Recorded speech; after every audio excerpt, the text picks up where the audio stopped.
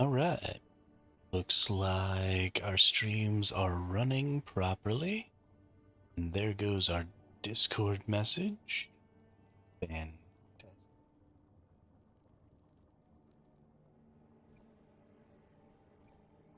Okay.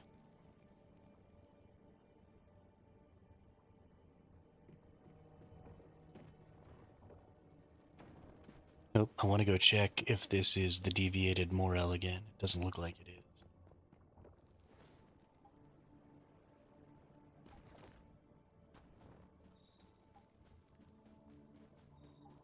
Oh, cool. Yo, what up, Quizza? How are you today?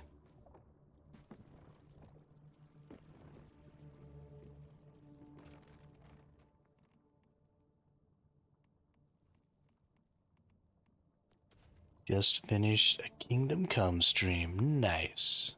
Very, very nice. I just looked today for the next week. Steam is doing their spring sale, and 3 games that I have been considering maybe buying are on sale right now. So I'm thinking about maybe getting one. There's Aloft, there's Enshrouded, and there's Nightingale. Are all on sale right now. I don't know if I'm actually gonna buy any of them. I'm looking, I'm seeing. See what happens.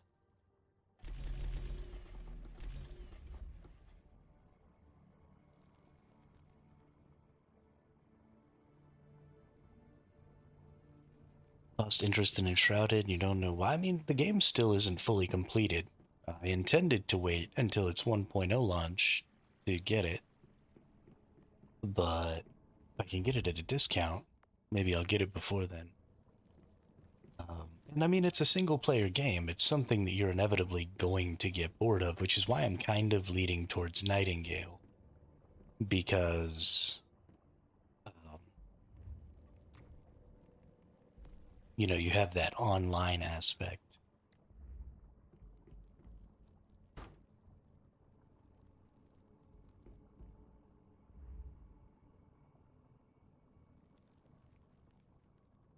Oh, haven't even played it. Okay.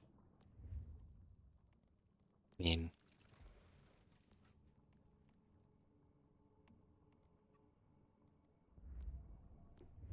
like that happens.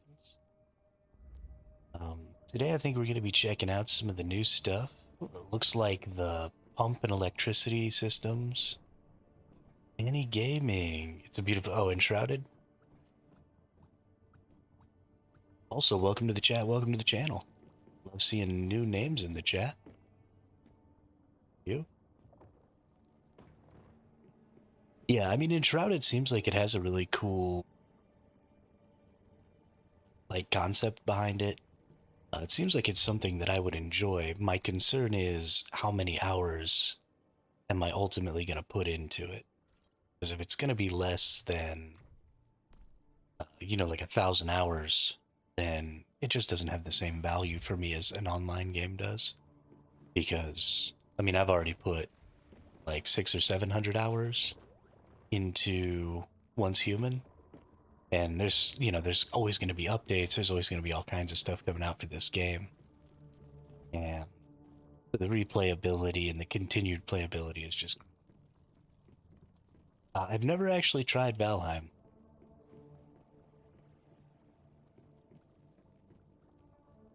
Never played Valheim before.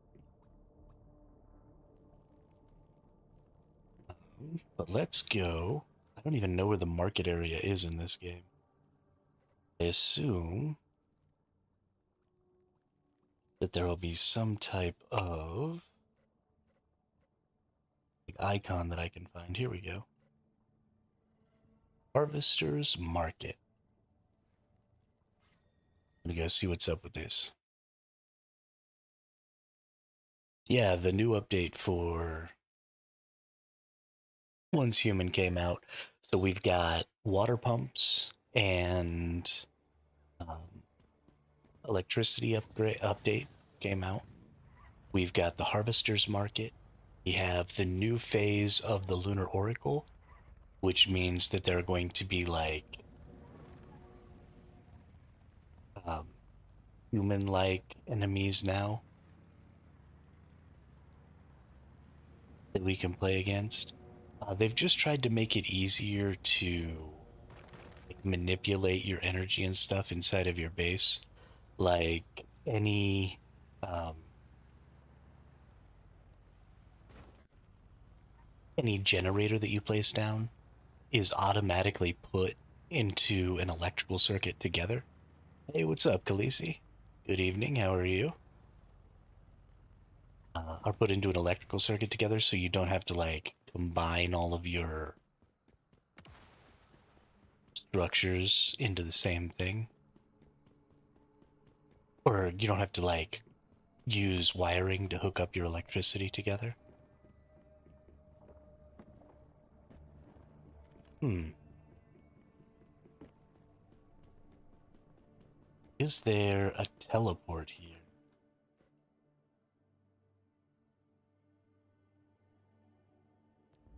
Okay.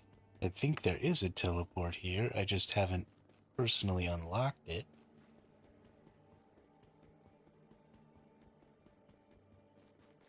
Like it's right over there, so let's go get it unlocked. Yeah, it doesn't look like that has happened. What I'm assuming is probably going on, though, is that everybody is placing their structures in World 1. So this is not an area, and they should have done this, but they didn't. But this area is world dependent. So I bet if I switch to World 1, then probably there will be some things here. But let's go take a look around and see what's going on. They built us a little souvenir shop that's just here to be random. Okay. Having dinner. Ooh, what are we having for dinner today? Peanut butter and jelly tacos? Peanut butter jelly.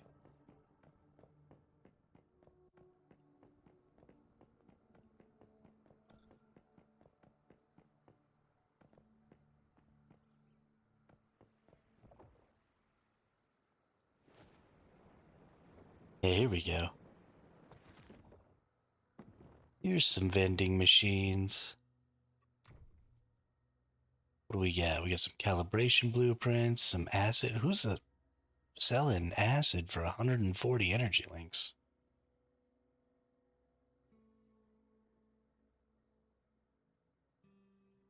What in the hell is going on in here?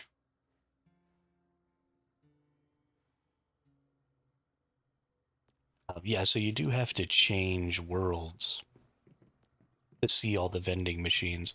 So I imagine that the thing that's probably going to happen is that people are just going to start going into World 1 and just doing all this stuff in World 1. Because I don't really see a point in not.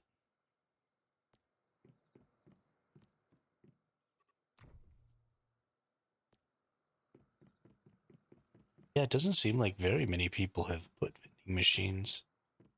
So there is a little bit of stuff. Mac and cheese with spicy honey glazed chicken. Ooh, that actually sounds really good. That sounds really, really good. Um, so there isn't really like a lot to sell in this game, I feel like. So there are some benefits and some drawbacks to the way that this game is set up, in that they try to make it as casual friendly as possible so that, anybody who plays any amount of time is going to be able to accomplish everything in the game. And that's great. And I think that that's the way they should be doing it. I don't think that's a bad thing. But the problem that that creates is that there isn't really any need for a market.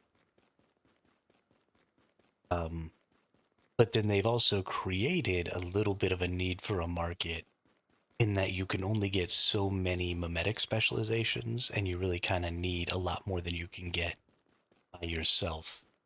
But then a lot of the mimetic specializations aren't marketable.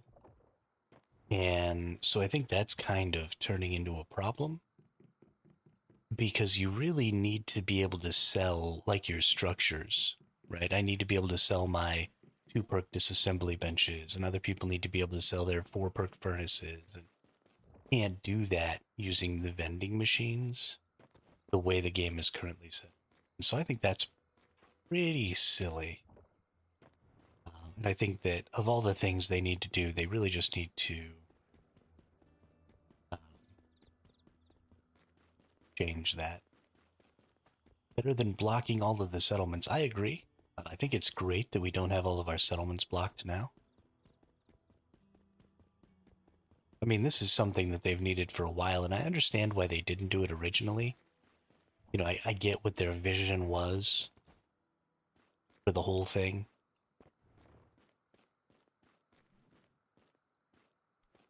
Is this a player? I don't think this is a player.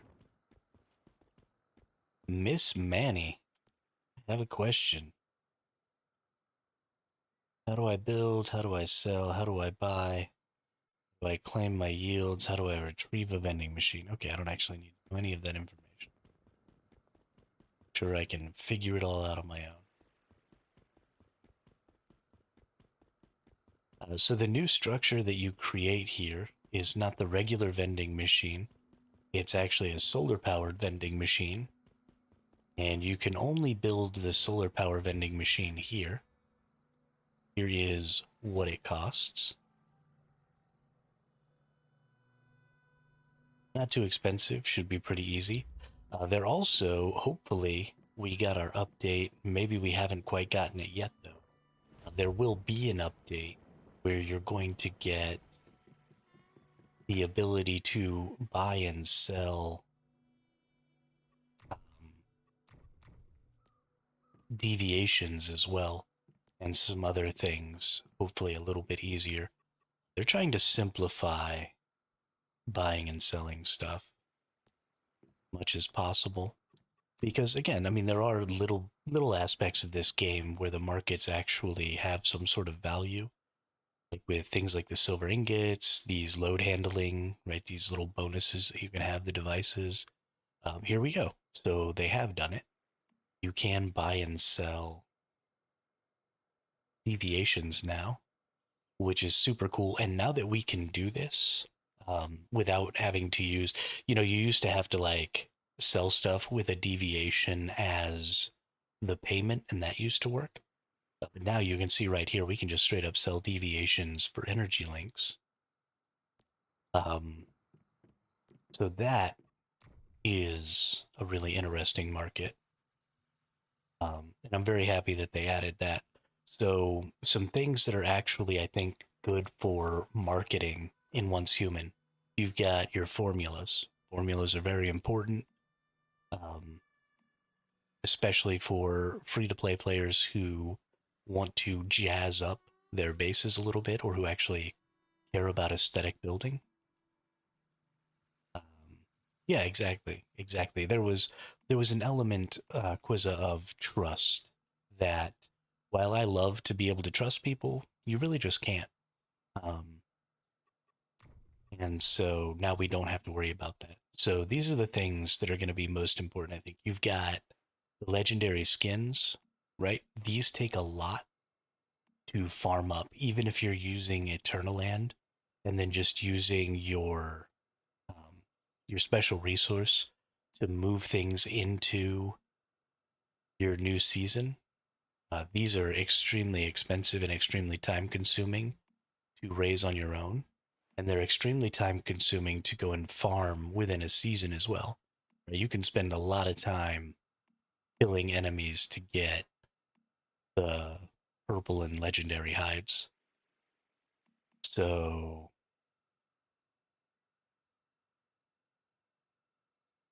these will be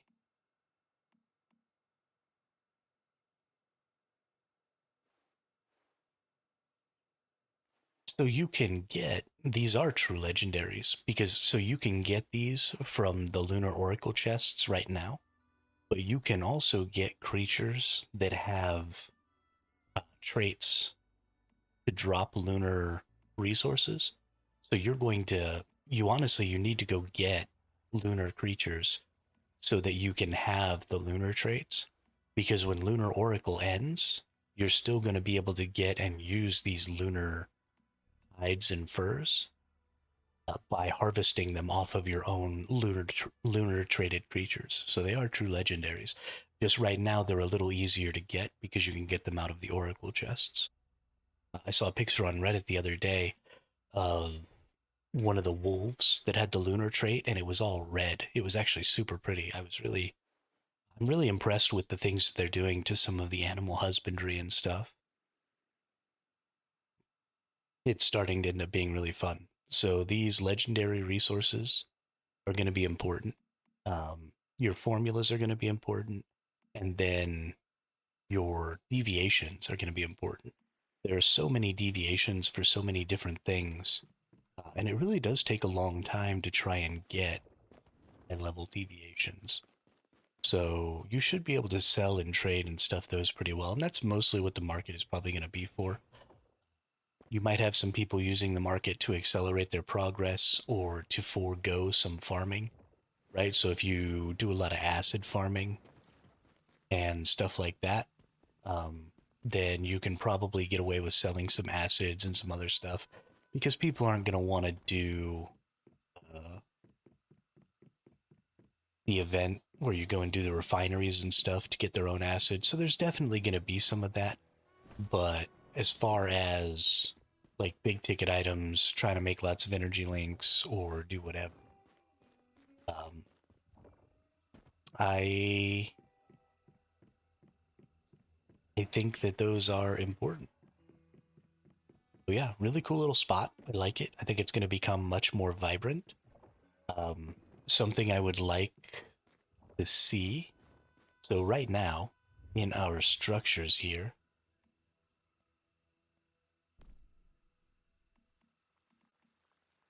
um,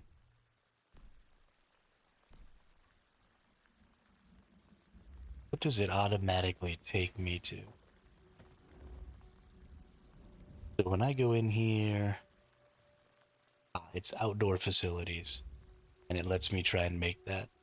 What I'd like to see.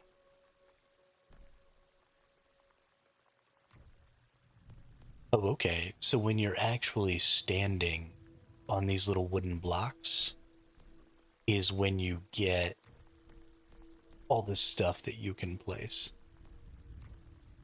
Um, so something I'd maybe like to see is the ability to not just put down my structure, but maybe also put down a whiteboard or something like that, a sign or something that allowed me to put a little information out.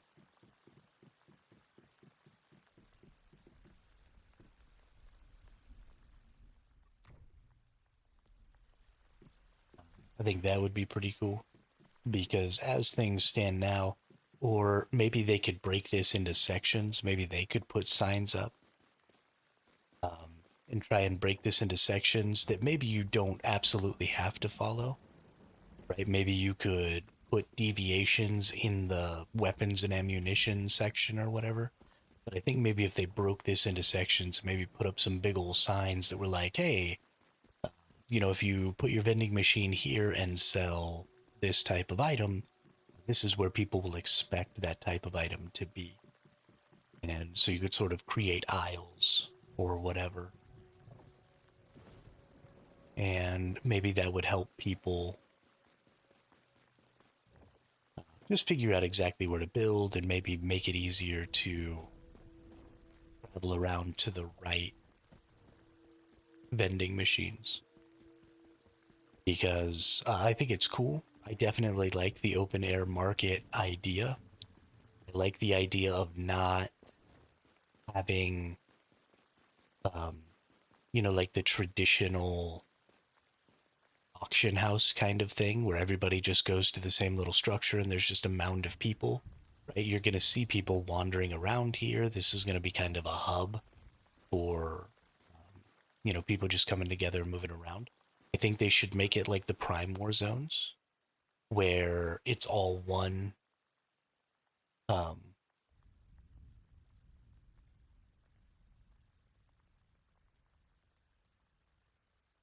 it's all one world, right? All the worlds get collapsed in the Prime War zone, so it's just one world in here.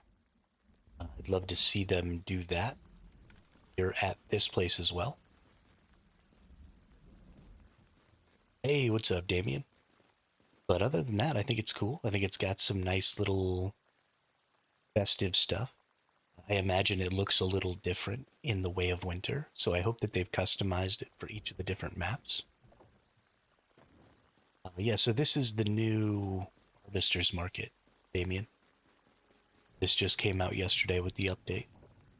So now people can just put their vending machines here, and in Manibus, it's located right up here next to Blackfell, which is a little weird. So this means that you won't actually be able to access this until the second week of Manibus, which I don't think I really like. Probably would have been better if they'd have put this down near the first city, down near Deadsville, but whatever. Fine, I guess.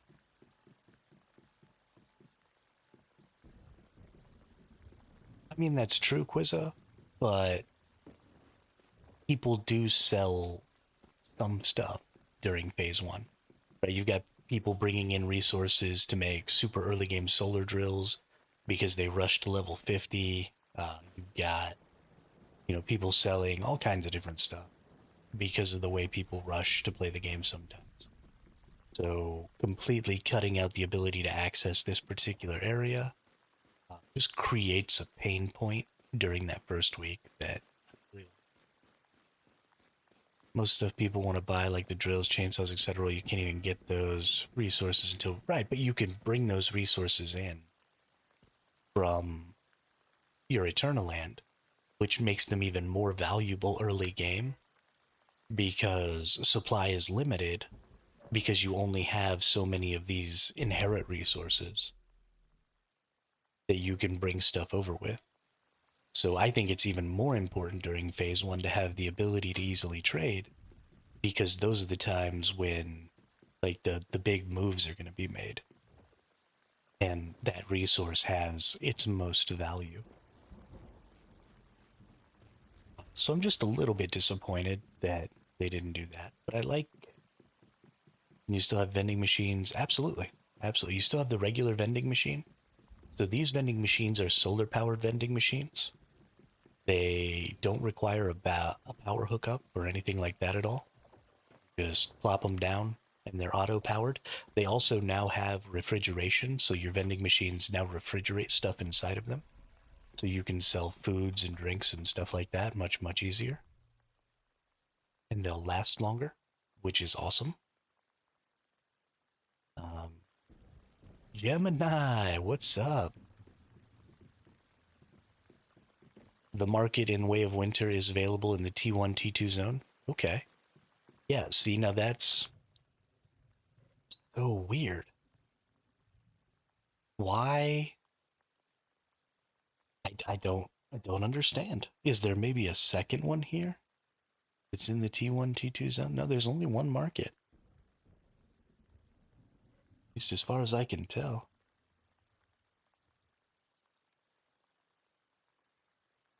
That was strange.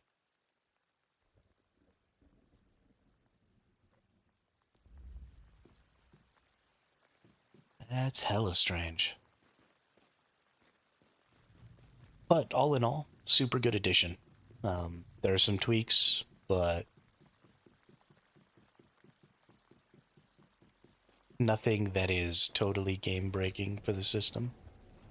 And nothing that'll make me think that the system is useless, right? This is still a very useful thing. And it doesn't completely remove the utility of having a vending machine in your base or putting a vending machine on a truck and driving it around to, events or something like that that you might be able to utilize it for. So, good deal all around. It's something you can teleport to, which is super nice.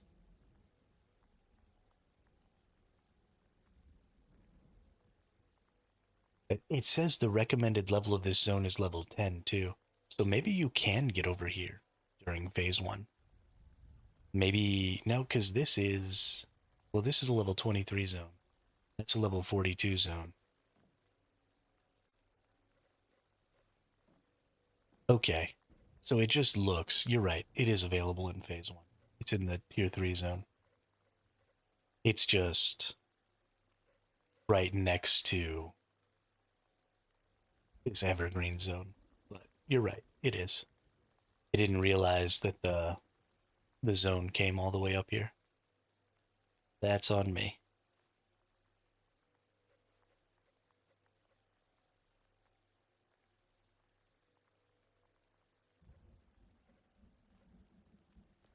That's on me.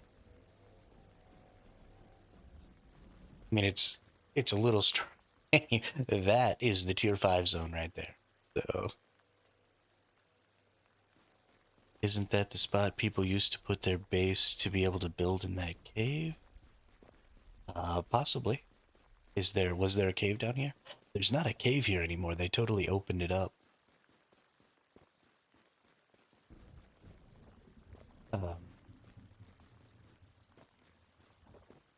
and now it like is open to the world and stuff. It's a really cool little spot. I imagine I can walk across here.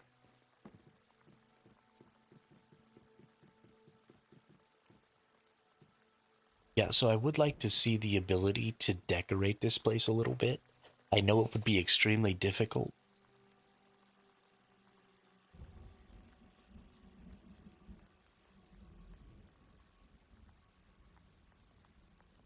Um, to be able to do, but I think one of the great things about quote unquote bazaars or markets is that you get really clashing designs and stuff like that from different people.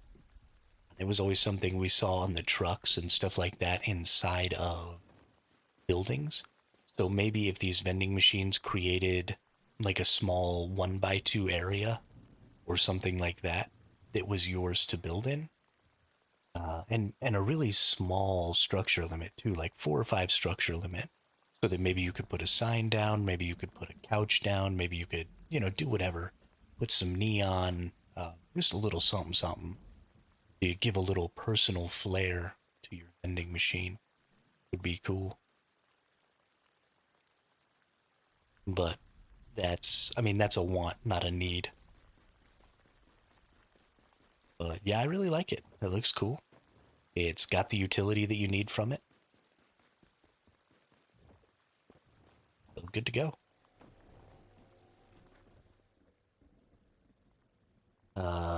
The other stuff that they added, so we've got the new weird creatures, which I'm pretty excited about. To my base here. We have what else was added? We have the new. Let's actually check this out real quick.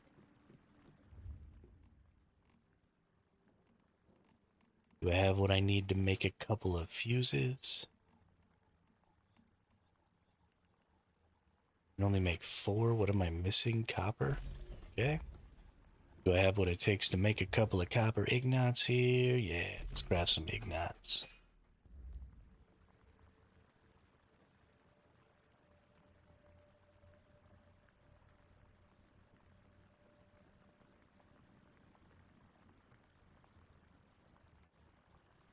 Let's get some ignats here. So,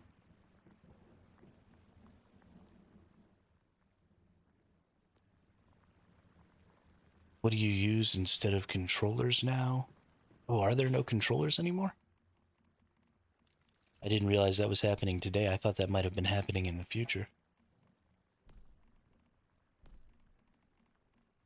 We still have controllers.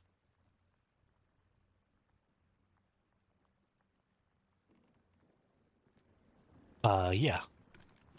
Yeah, there's a bunch of big things happening this month. We've got the patch yesterday, and then there's another patch on the 27th that's going to be doing a bunch of stuff. And I don't know exactly what all is happening on what patch day. But yeah, it's not all happening. It didn't already all happen. For example, we have permanent servers today, but cross server or cross character progression isn't happening until the 27th update.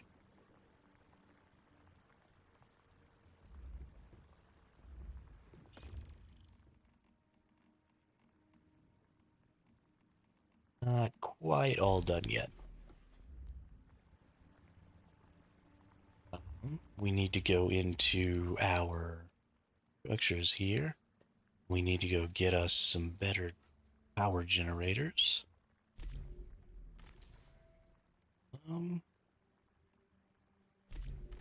Yeah, we want the biomass generators. Honestly, I want the advanced biomass generators. We might just go ahead and go all the way down here. I didn't realize I'm actually level 49 already.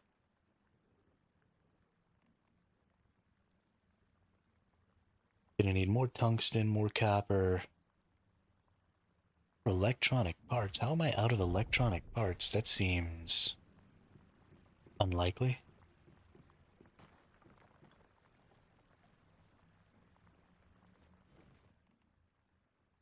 I have 300 electronic parts.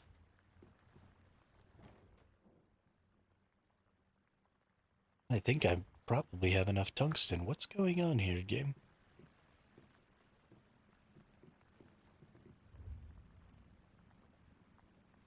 Production facility, water and power. Here we go.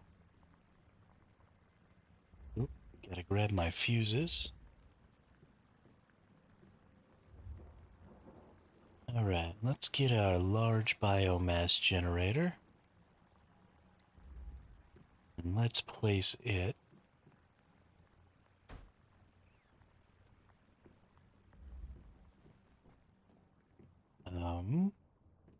Okay. So we now have managed generator. So for some reason on this one, there's no connect wires button.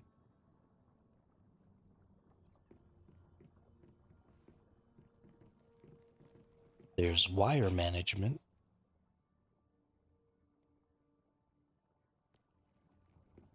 But there's no wire management here.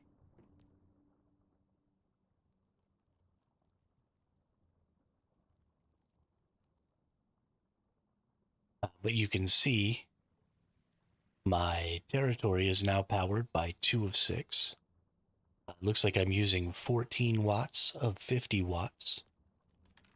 If I go in here, right, we've got 14 watts of 50 watts.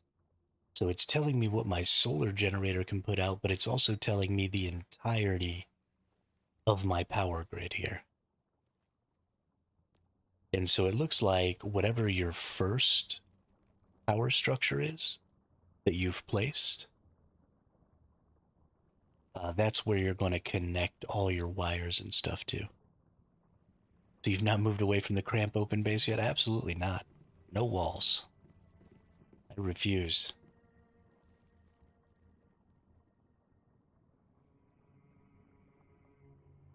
But yeah, so it looks like your first power is where all your wires come from, and then any other generators you make, looks like they're just going to add to your total power, and you're still going to use that first generator to apply any wires from now on.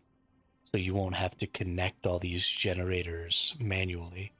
They just automatically start adding their power to your grid, which is fucking awesome. Especially because now you can get away with just putting these anywhere, right? You can go create yourself a little box, close them in, hide them in your attic, whatever you got to do, and not worry about them getting in the way. And then because you're just running your electricity from this one. I guess maybe a little bit of the problem here is you can only connect so many electrical wires to a single location. So you might have a little bit of trouble with that, but you still have your your nodes, I believe, that you can make. Yeah, you've still got your terminals and stuff that you can make. So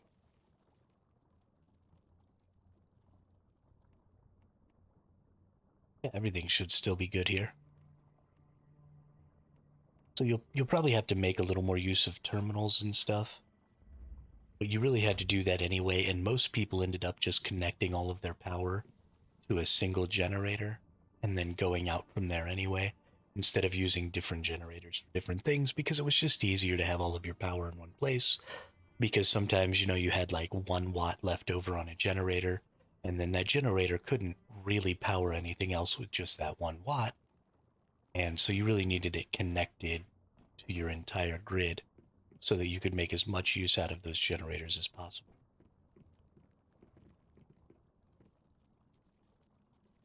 So awesome update. Super happy with this. This is phenomenal. I'm like dead here. Let's some Healy juice. And then we're gonna go complete the zones in Blackfell. See what's going on over there. Um,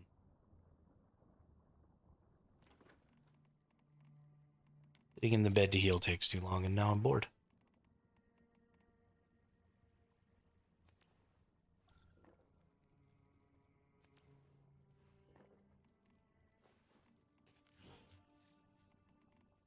Here we go. Let's re-up all my potions here.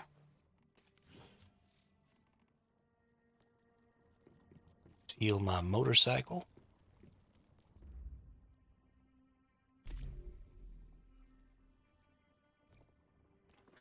Let's go take out some new stuff here.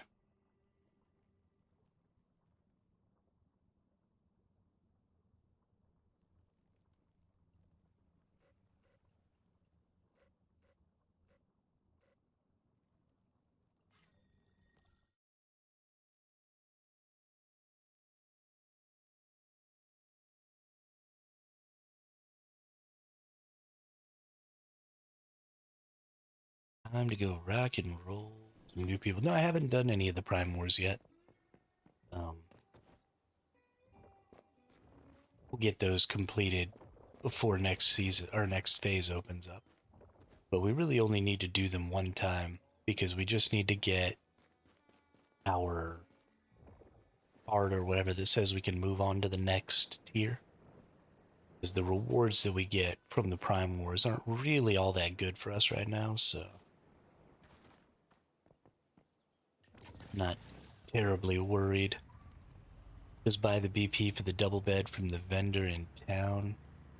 Faster? Oh, really? We'll maybe do that. When you finish this server. When I finish this server, so we have permanent servers coming out. So I will probably make a new character after the 27th when cross character progression comes out. I will probably make a new character on a Prism versus Clash server and then allow myself to roll over into a permanent Prism versus Clash server on that character. And then I will use this character to kind of bounce around to different PvE scenarios.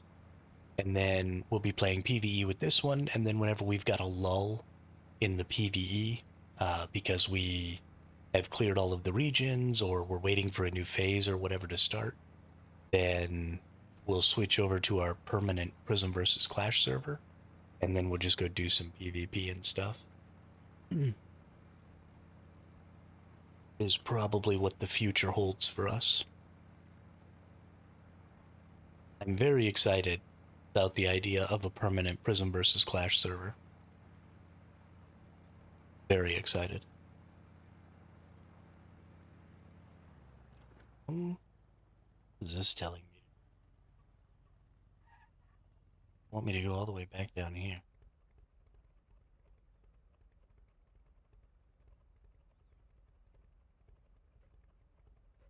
I haven't. There's nothing. Oh, I'm in Blackbell now. It's like riding up into the abyss here. Turned around. Is there only this one?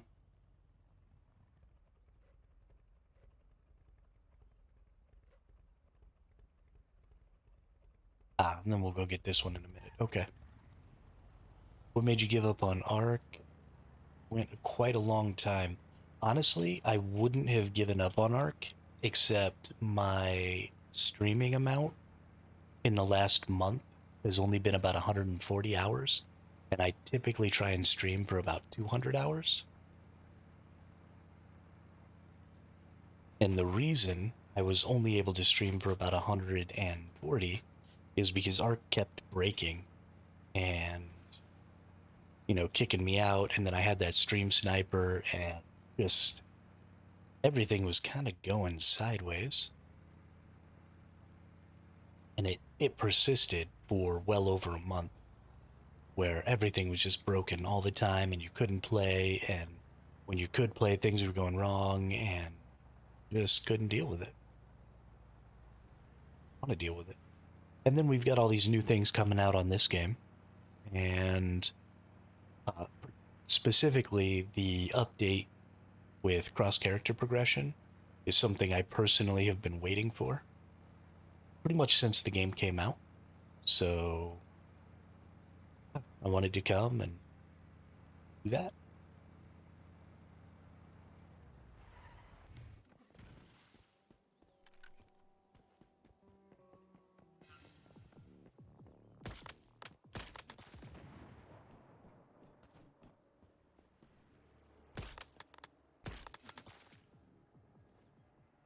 And this gun is fun.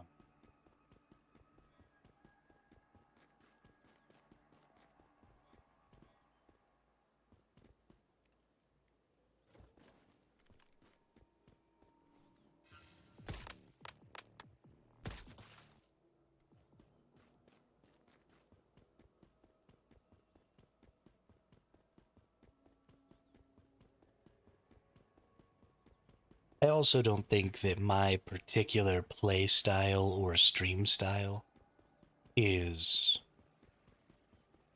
compatible with a PvP game that's as hardcore as Ark is.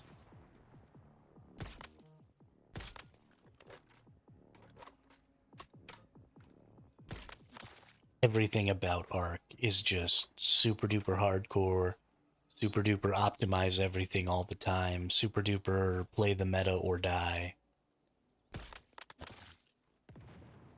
And that's just not really who I am. And so I was never going to make the progress that I wanted to make in Ark because that game just wasn't designed for me. And so there's a time when you just kind of have to recognize that you're not the target audience and maybe you should play something else.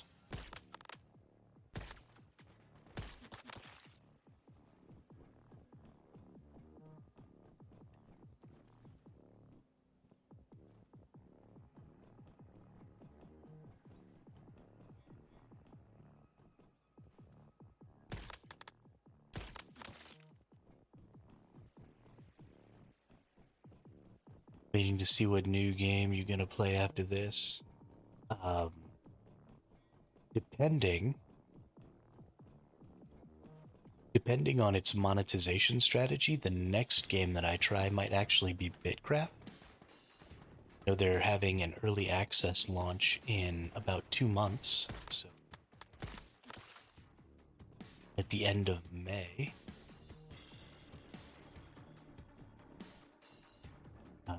So we may be looking into that, actually.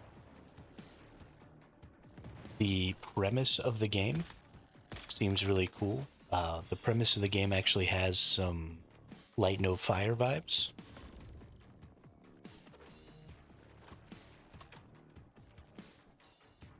So I've heard a couple of negative things about Bitcraft as well, but the overarching premise of the game seems pretty intriguing. Um, I know that there's been some funding from some people who are really into like NFT video games and stuff like that. And it seems to me that the monetization strategy is going to be sort of a purchase territory kind of a thing. But also, the game is supposed to be free to play. So I think what they're trying to do is they're trying to. I still prefer the Black Panther Khaleesi. I really like the one shot kill. And this gun just doesn't quite have.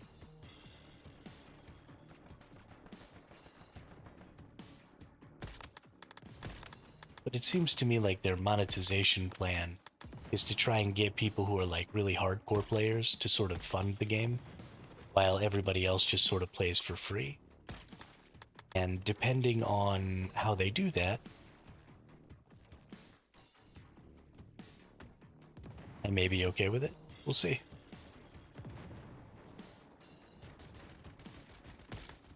I will likely play it on my own time and then make a decision as to whether or not I think their monetization strategy is acceptable. And if I do, then probably bring it to the stream. And if not, then I won't.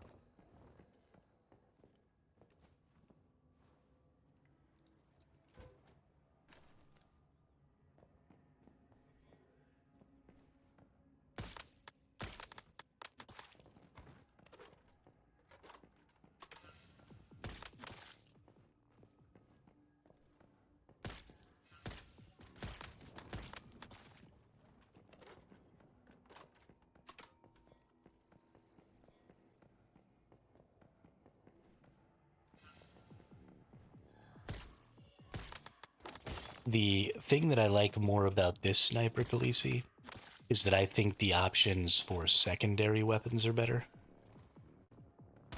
Because stuff like the Kumawink and the light machine gun, I think are much better, much more fun weapons than the Fortress Warfare weapons, like the Fortress Warfare rifle. I don't think is really a great weapon. So definitely you have better secondaries. I don't really use my secondary a lot, so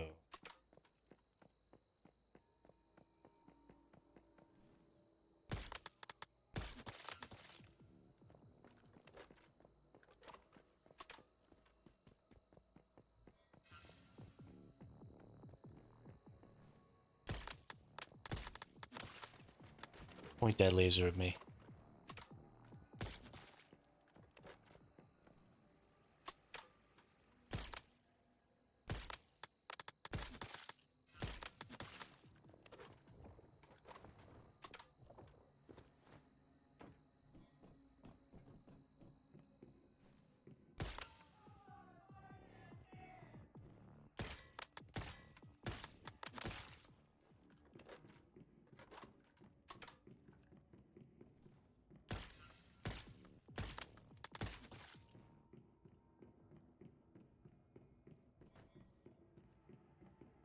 All right, get this gear crate.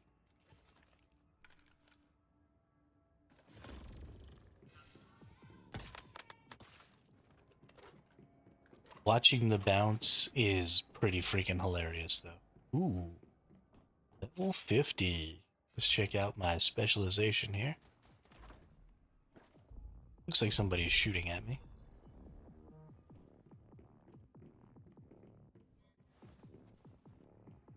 Oh, they were in this room this whole time.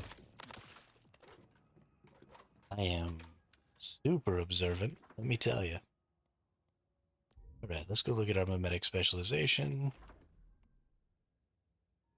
Lucky logging platform, don't care. High power warhead.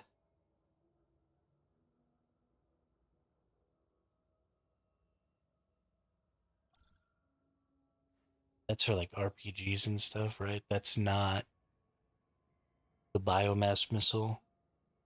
Hydro generator, don't care. Gatling cannon, power blast. Hmm. Okay, I know this would make my biomass missiles do more damage, but I don't actually know if this is valid. Let's let's claim that. Let's go and pick one for this one. Oil processing, don't care. Stone structures, don't care. Treat. Yeah, let's do that. And let's go through here and see which ones I want to maybe change.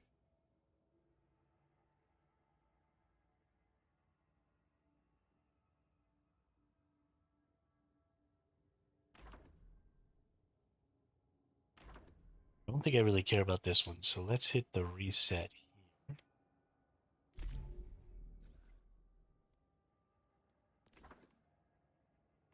Let's see if there's anything better we can. Gold axe, don't care. Grenade, don't care. Radiation energy generator, don't care. Red plasma rounds, there we go, that's better. I never run the Fortress Warfare rifle with my Panther. It's either the Power Surge or the new Ice rifle. Yeah, I don't know, I guess I get stuck. Because there are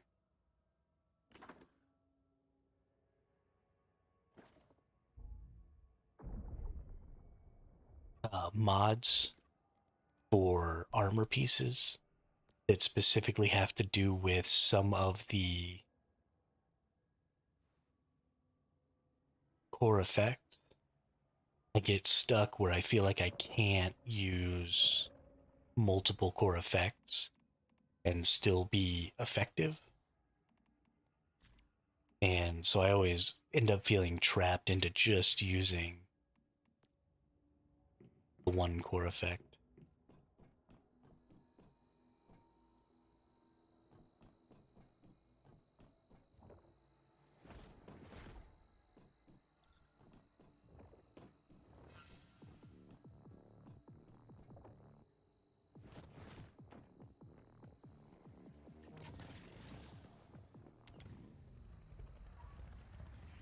Oh, it's 9 o'clock.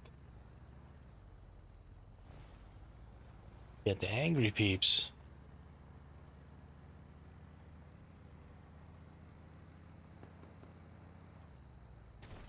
And again, honestly, I don't really use my secondary weapons ever. You know, once in a blue moon, I'll whip it out just for fun. But it's not really my thing.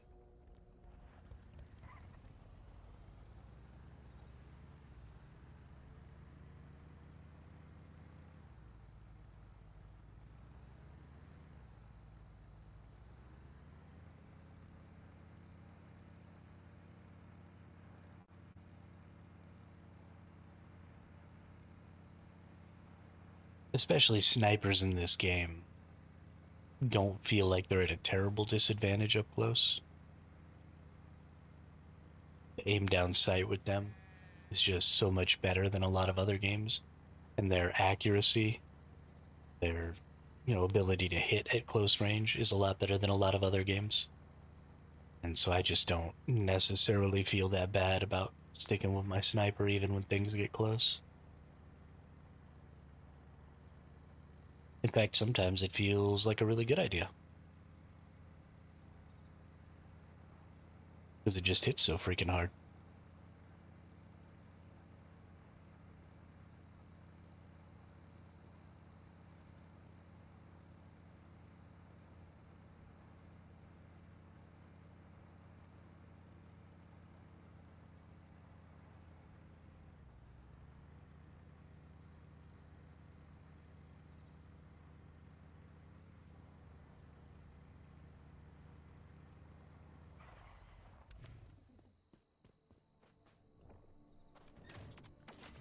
Teleport?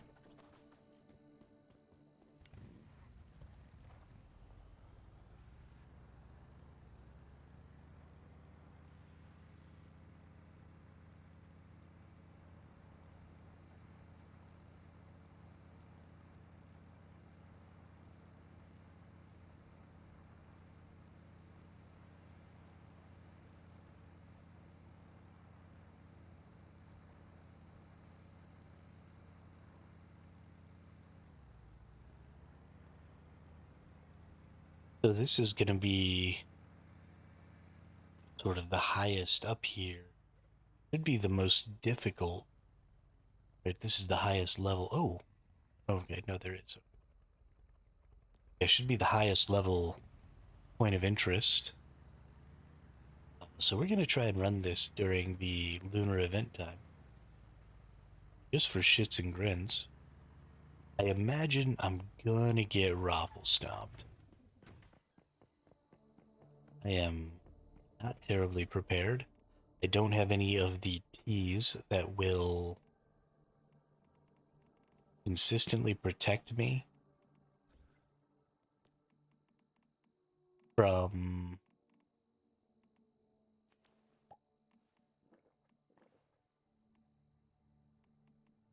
stuff.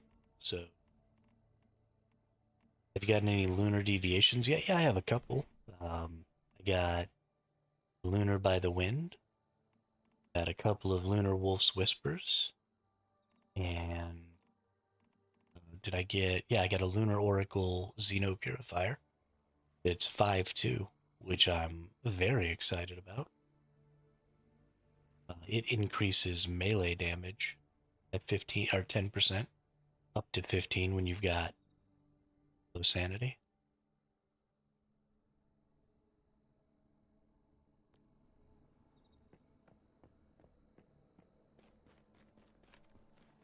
Yeah, I'm actually pretty excited about that.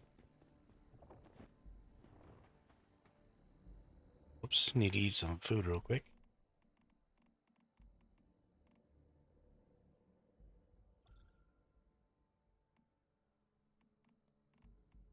Do I seriously not have any flippin' food?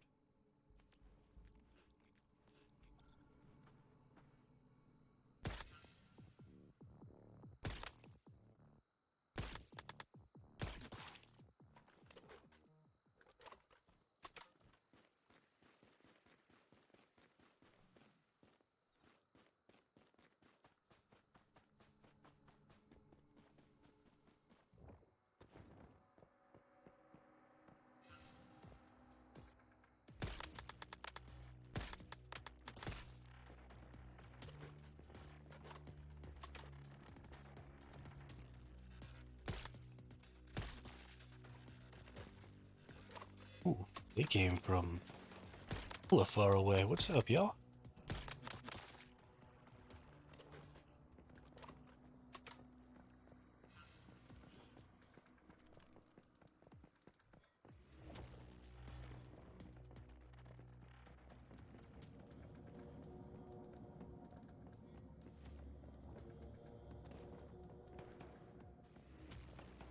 Oh, I think I'm standing out in the open here.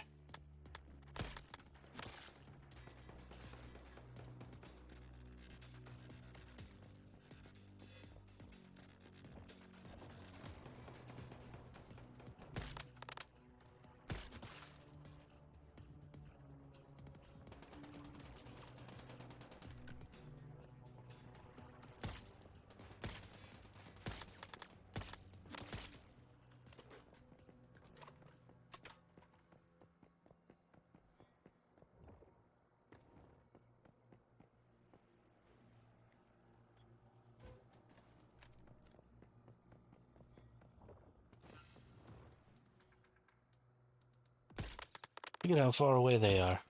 They aggroed me from all the way over there. It's ridiculous.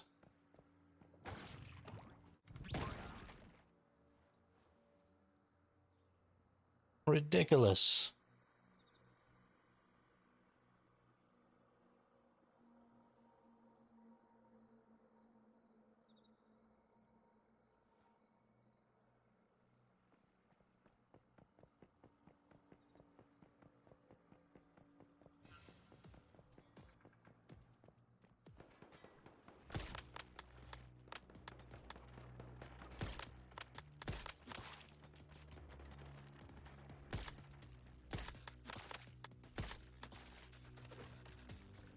Ooh, bro.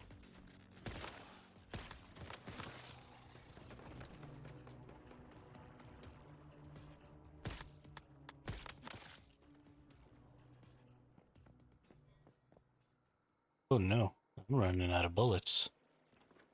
How am I already running out of bullets? What the hell? I'm like all the way out of bullets. Well, poop. I got plenty of these, I guess, but I don't know how well those are gonna do.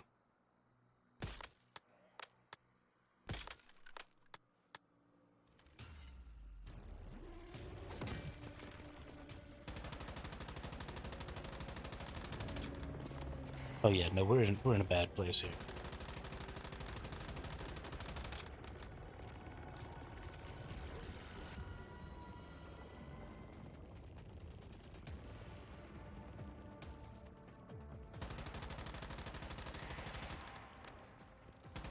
This gun is not nearly as strong as my sniper rifle.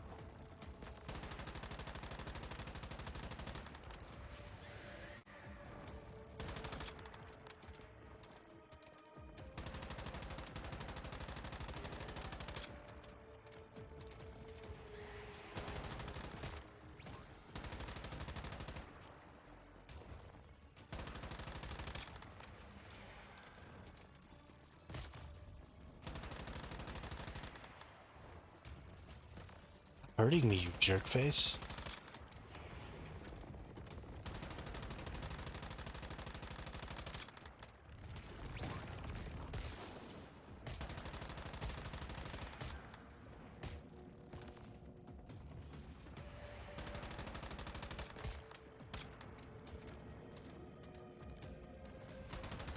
Oop, almost out of bullets here too. Ouch. Okay, well we're gonna have to go back to base and go get more bullets from my good gun. There's no way we're taking that enemy down.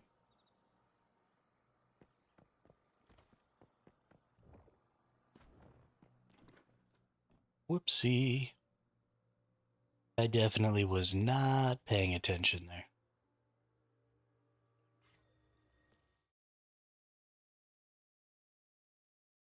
That's fine though, we've got a bunch of resources and stuff to go ahead and disassemble. This region we cleared. Might be able to use some of that. Calibrate up some things some more.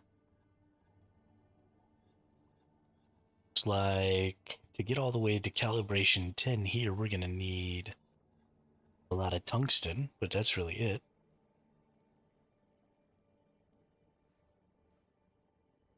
Probably the same thing here, but let's take a look at our calibration blueprints. And let's see, what do we want for the Kumawink? Attack, mag capacity, accuracy, meh. Mag capacity, down reloads. Increased reload speed, reduced mag capacity. That's actually probably the one I want. That's actually a really good one. Only losing 0.3. Oh, wow. Wow, that's a really good one. Yeah, I think we might go ahead and rock that. Kumawink here.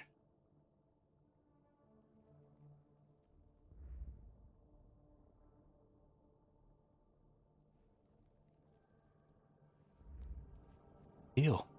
Really good deal. Oop, bullets.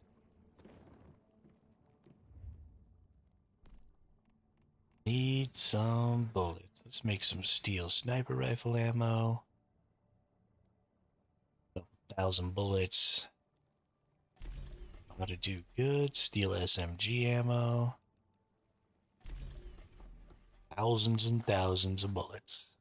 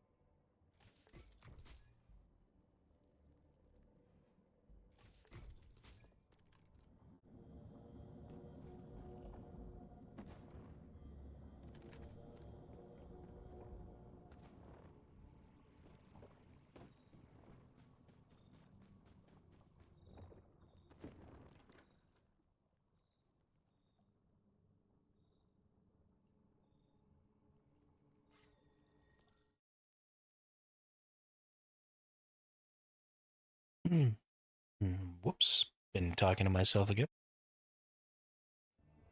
Um, so I want to grab this ammo, and then I'm just going to try and trigger a couple of these lunar events while this lunar thing is still going on.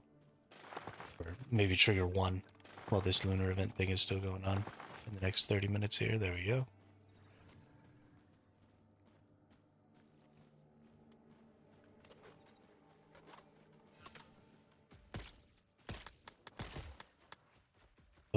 Okay, that was quick.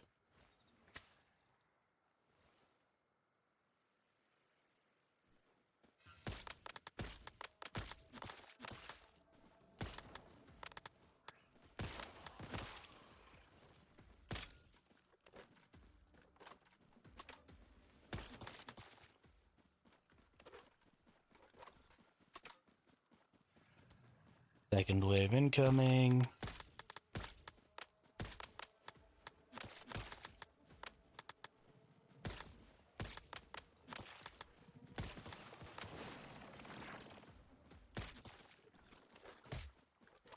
Uh-oh.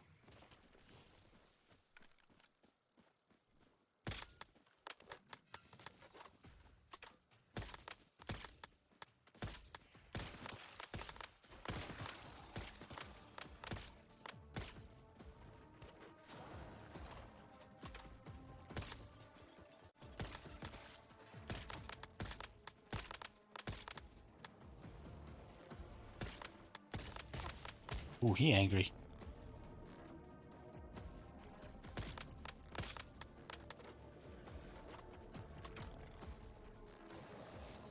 Ooh. They just move so much faster when they've got this lunar oracle thing going on. It's so terrifying.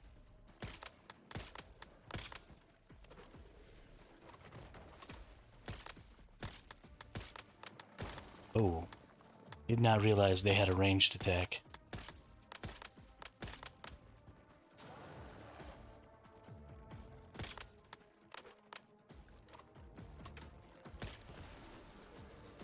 Alright, we got him. We got him.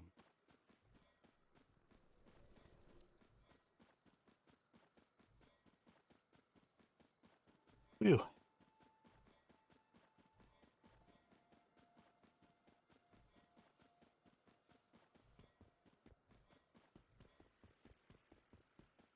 You know what, I just realized it doesn't look like you get any acid. Oh, there you go. A little acid from one of those.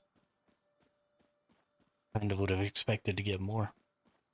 Let's grab up some more tungsten. I'm gonna need quite a bit to calibrate these weapons. So let's just spend a little time gathering some tungsten ore here. Maybe let's shoot some Healy juice in us.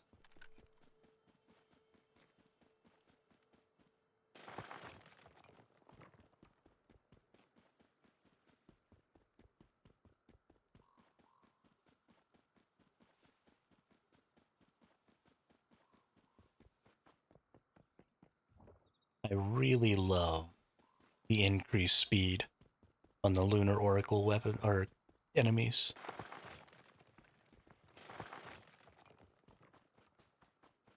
Super duper cool.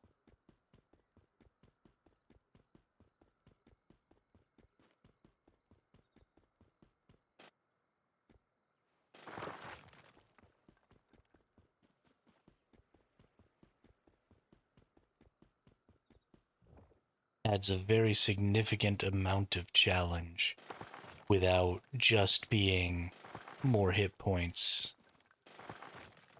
and higher DPS. I mean, yes, those enemies still have significantly more hit points and significantly higher damage output, but if that was all they gave them, then they wouldn't be any more difficult than the regular enemies.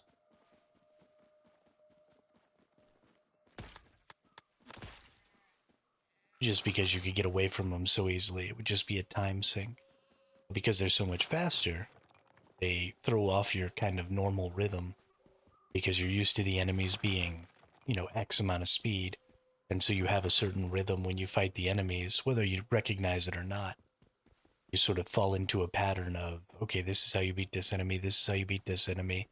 And you start just repeating those things really consistently when you're fighting the same stuff all the time.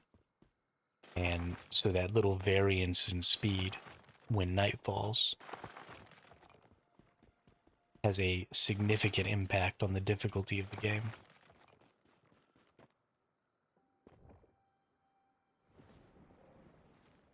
There's a silver node up that way, so I'm gonna go get that.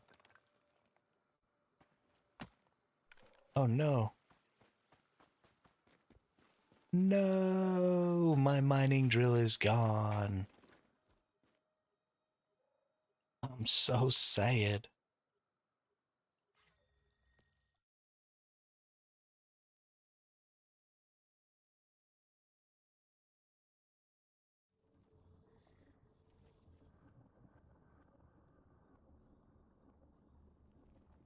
Yeah, I mean, everywhere's a good spot to farm tungsten.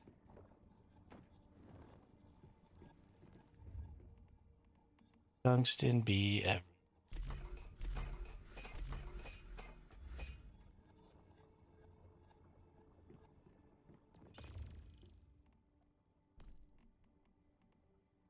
Vehicle repair drills.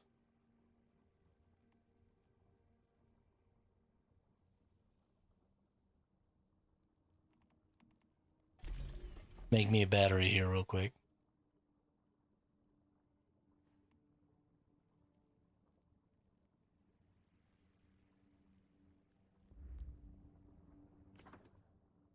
Let's go down here.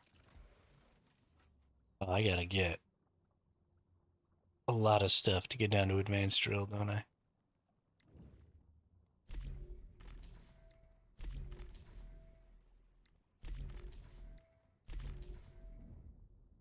Gross.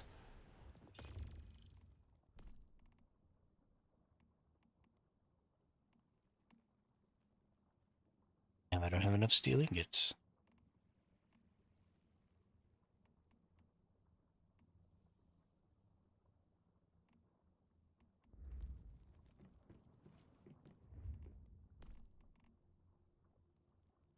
Advanced electric rock drill. Need a little more tungsten and a couple more batteries. All right. Yes, that is true. I do love the salt flats for silver and gold. I don't really have any value for silver and gold this season, though. Um, I have the chipset mimetic, so I'm just going to be using the chips for making my energy links every week. And so, yeah, I don't really have any need for gold.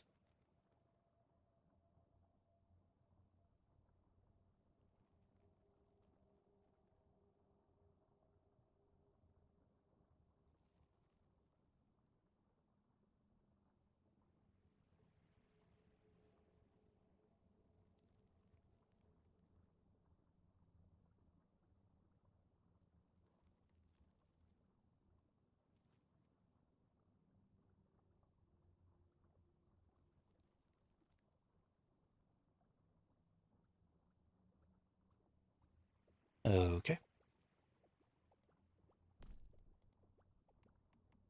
Yeah, so I actually don't think that I'm going to need silver and gold at all this season, which is awesome.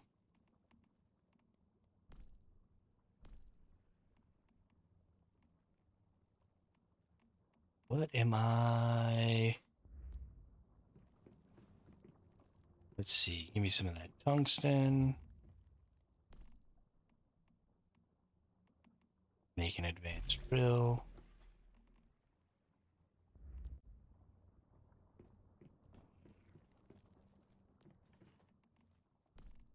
Be about dropping off some of this stuff. Drop off that.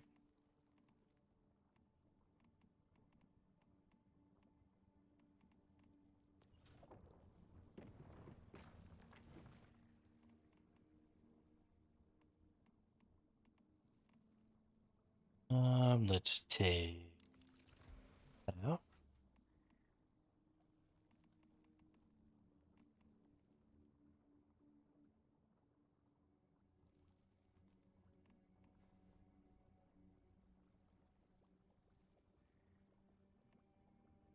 Much better.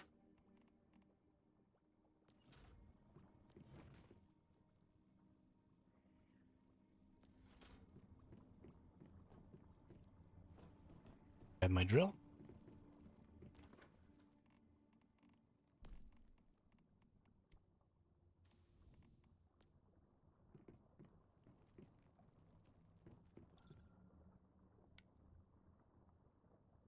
And Healy time.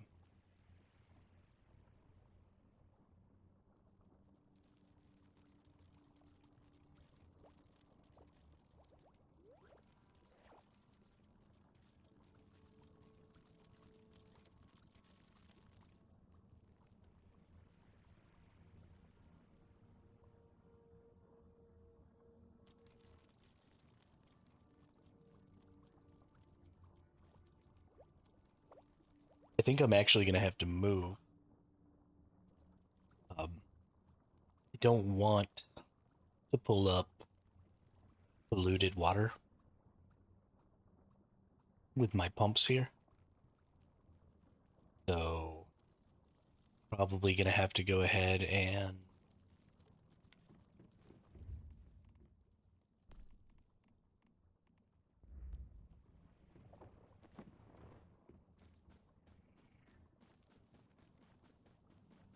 move somewhere where it's not polluted. So we'll have to find a new mountaintop.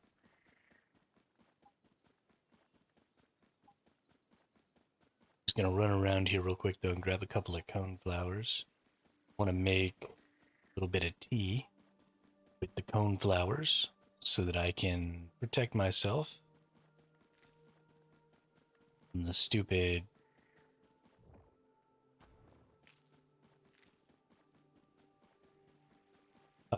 lunar event. I don't want to be losing my sanity.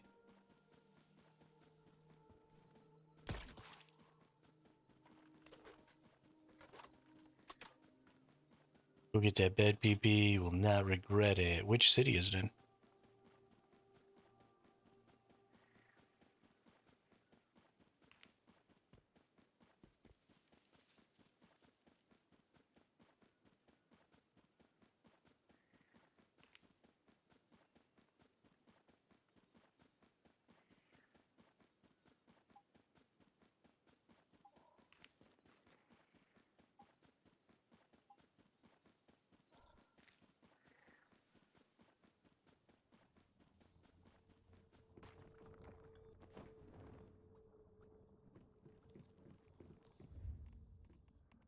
Fruit tea.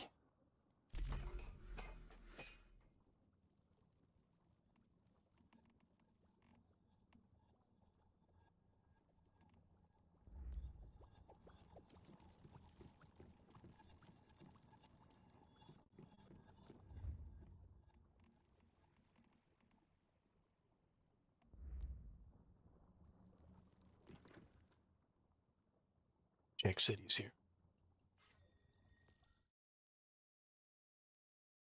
I also need to check if the new week has rolled around on these things so I can sell some combo chipsets. Ooh, any one of them. Okay. Find out.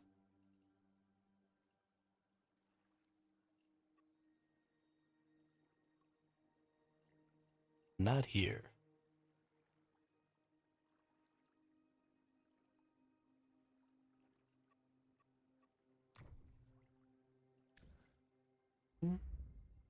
I have 50,000 again. Nice. Sell you 4 combo chipsets.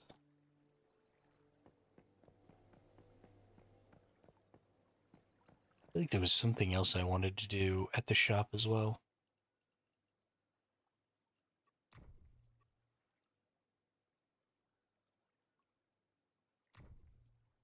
I don't guess I know what it is.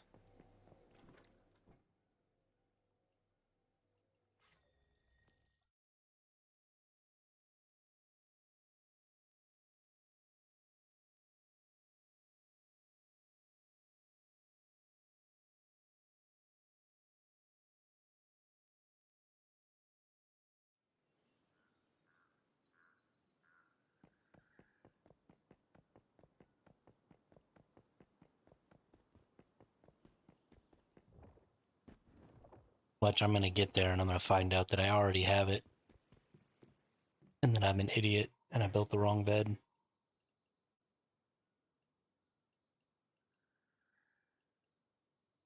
can just buy groceries now? That's interesting, I guess.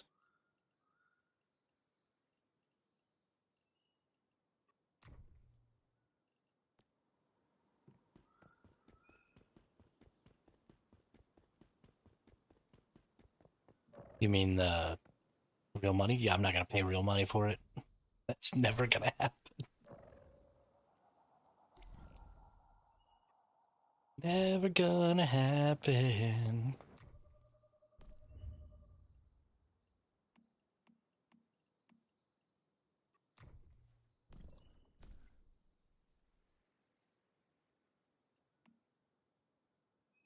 I could get it for cosmetic tokens, but it doesn't look like I can.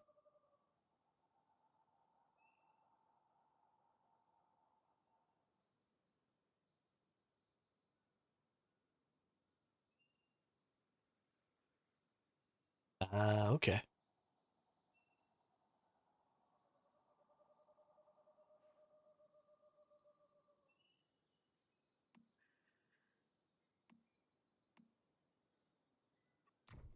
We'll figure it out.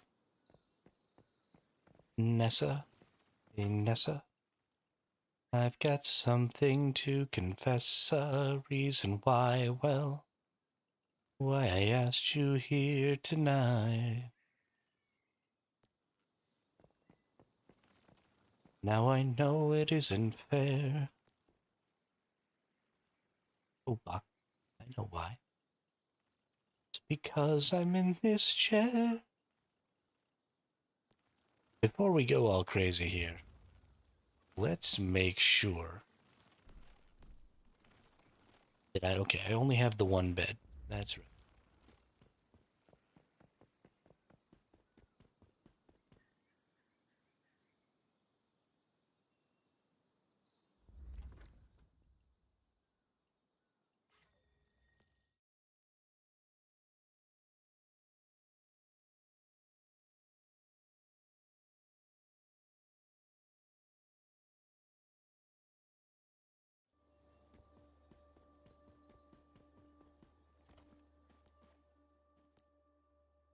Sell me a bed.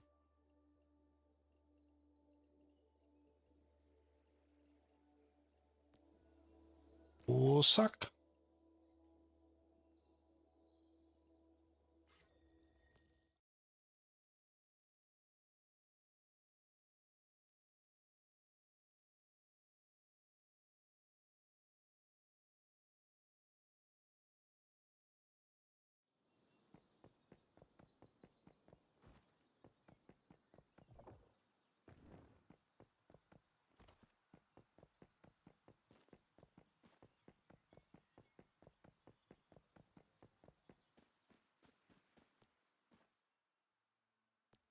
You're not the person I want to talk to.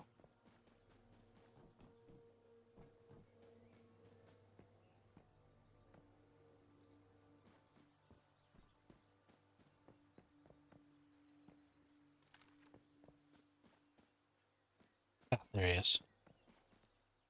Say, where's the regular seller, dude? Well, you can buy pup buddies from this person. That's kind of cool.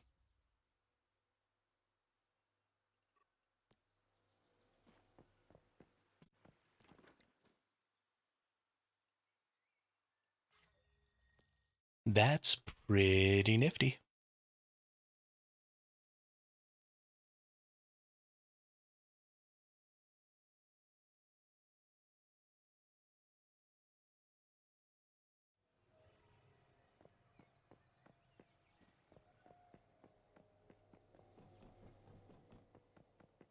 What are you getting yourself up to today, Nuclear? Sorry, I didn't say anything right when I first noticed you were here.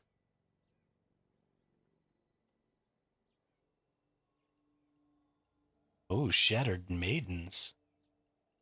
What are they doing over here?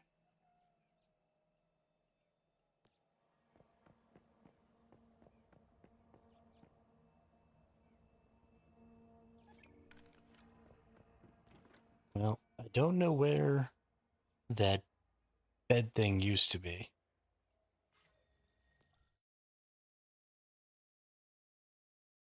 Safety sandwich. Yeah. You excited for permanent Prism versus Clash? I'm excited for permanent Prism versus Clash. Things are gonna get crazy on the permanent servers because people are gonna have so much more time to like build alliances and hives and stuff like that that things are gonna get real crazy.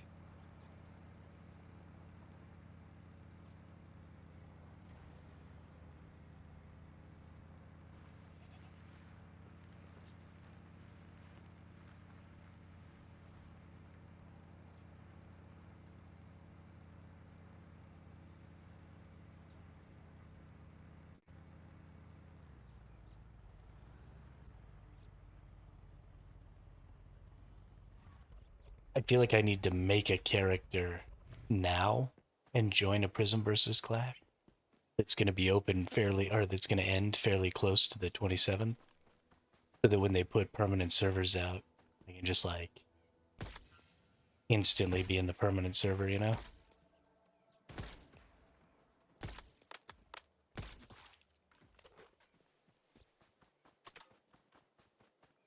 As a matter of fact, I think that's what I might do.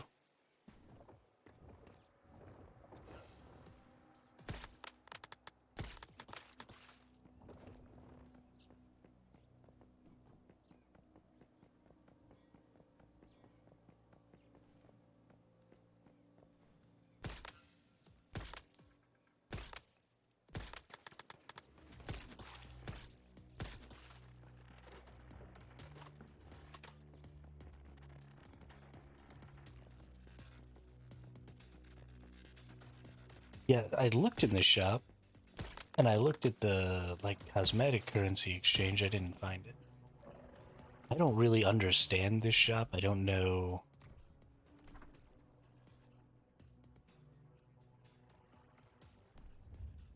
Here we go. Home decor. No, no, no, no, no.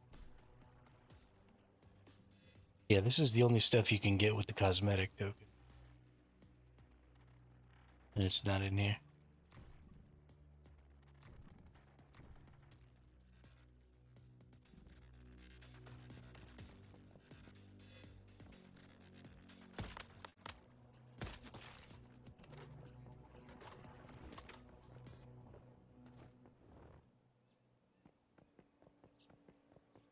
It honestly might just be something that I need to unlock furniture or to unlock here.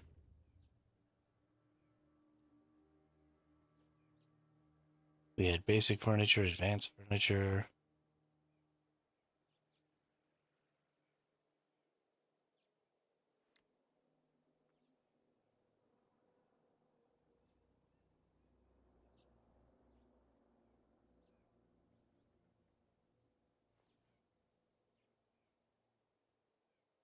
Nope, doesn't look like it.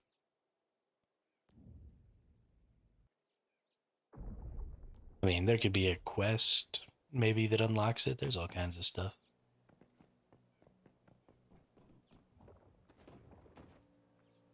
That is not the shop you're talking about.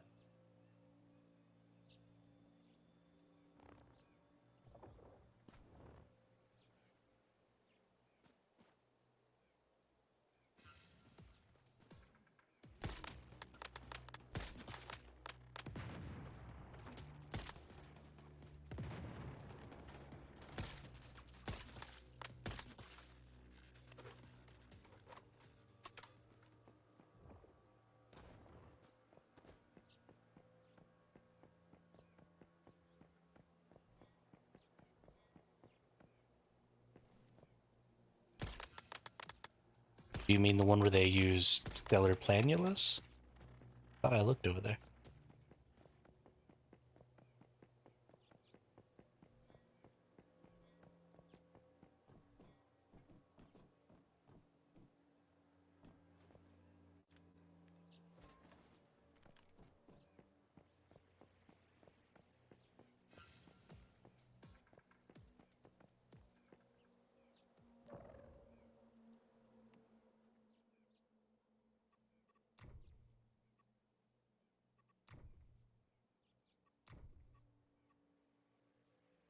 The one for the Mitsuko's marks.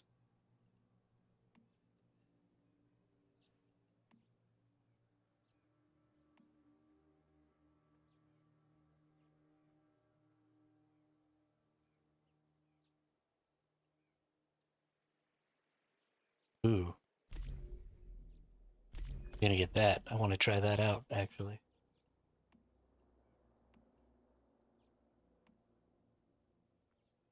Oh, it costs.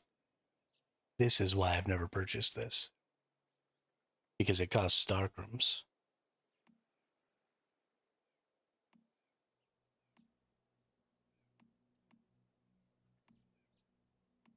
Hmm.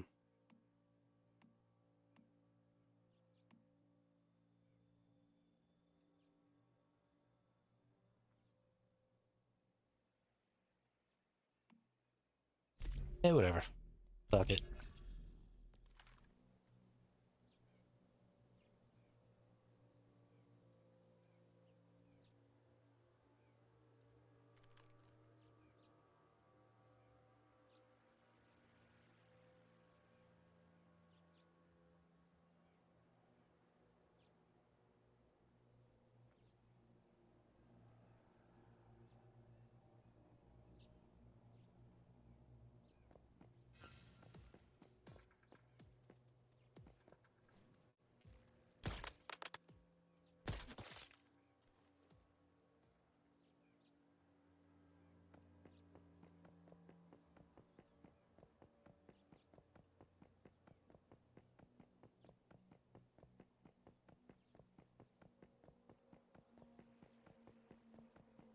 It though. It's my Starcrums.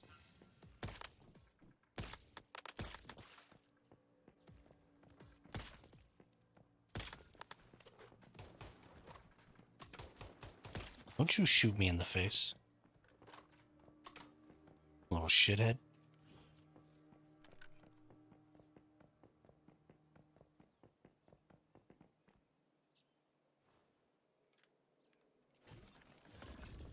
But, but, but, Starcrums.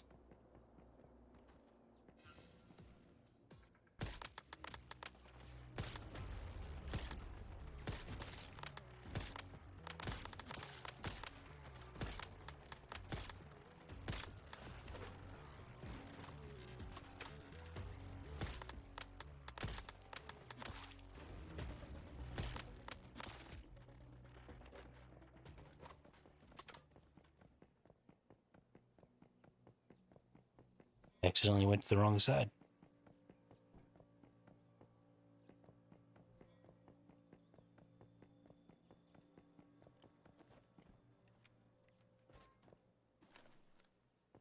I've gotten a huge amount of Starcrum lately. Probably wouldn't have purchased it. But I've already spent like 50k Starcrum, and I still have 40. Because it's given me all that catch-up Starcrum. Doesn't feel quite as expensive now.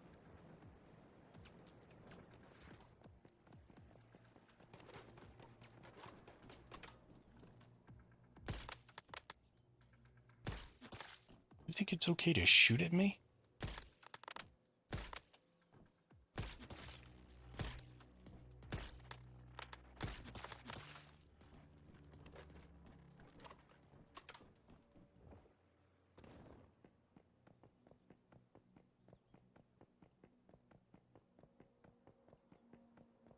I could have sworn that the Mystic crate was in here. On one of these sides.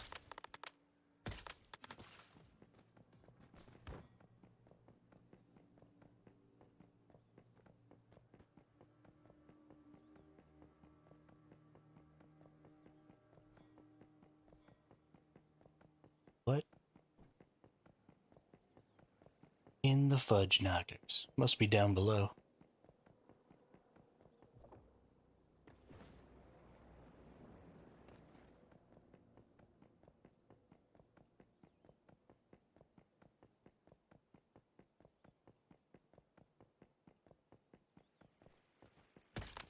You there.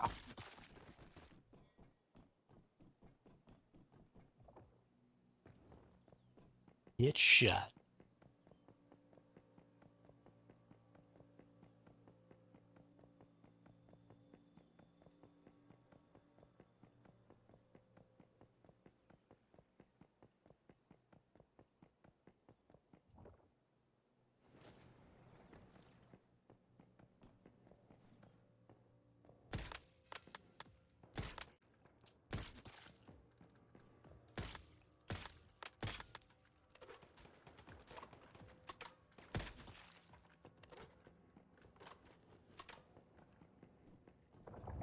Orb of lightning.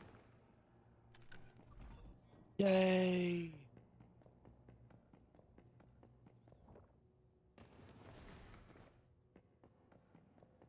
Here we are. Perfect. The Hades.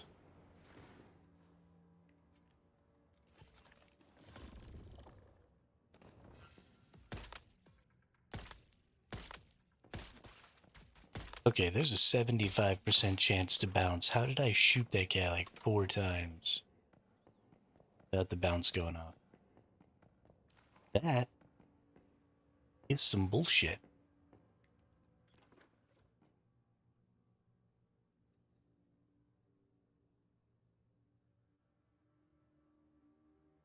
Big old bullshit.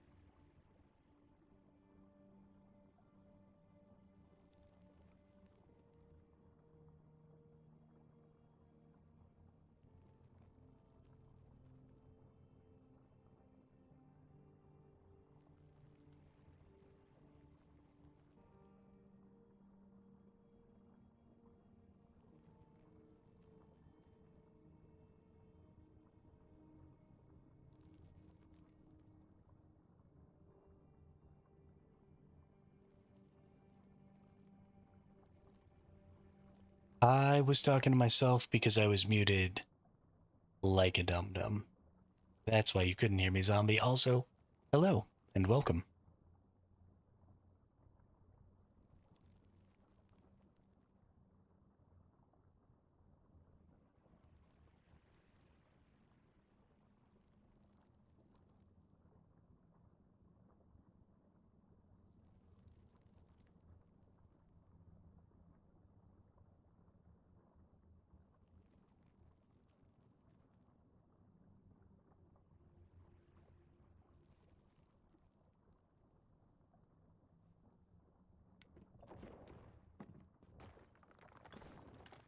This is definitely way better than the other bed, though. You were right. I don't know if it was worth 1,000 Starkrum, though. You're like steep one. So now, ooh, we now have 3 new ones of these. So I'm definitely gonna do all of these. But then we also have that item thing. Right. So we have the wish stone now.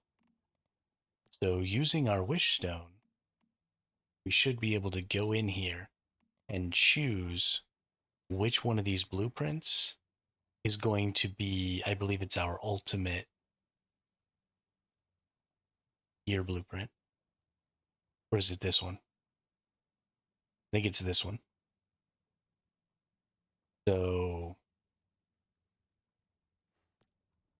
you can now go into your seasonal shop, is in it's your challenge shop, and go to your other rewards right here, and you can spend Mitsuko's marks to buy the wish stones.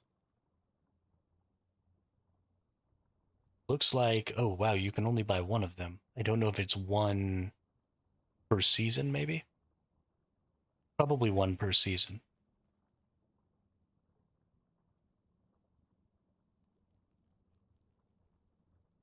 I have coneflower tea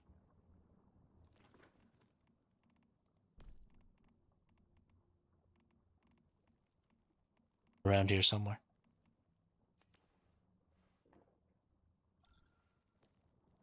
I can just do that.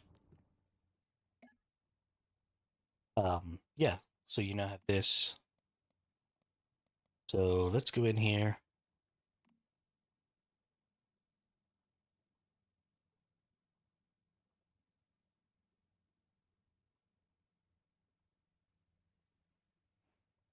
I suppose, Khaleesi. I suppose. I don't like the idea.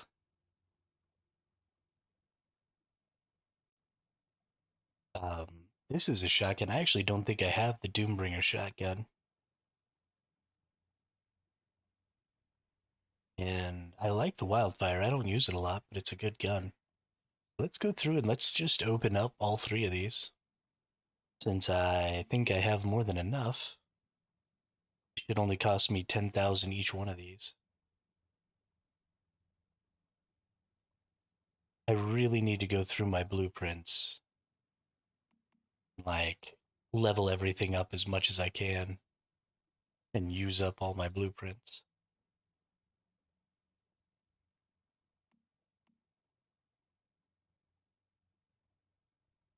Pyroclasm. Nice. 80, so 90 pyroclasm fragments. Nice.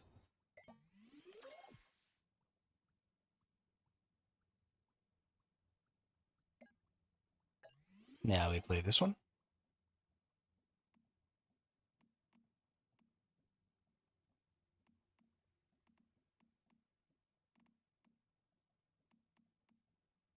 Blackstone top. Get a Blackstone helmet.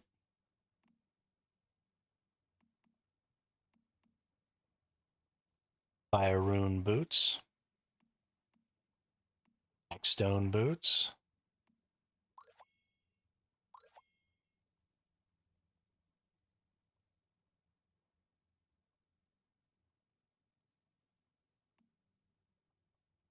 I already had the fire rune boots, so that'll be nice to be able to tier those up a little. And then let's go ahead and get the Doom. Doombringer.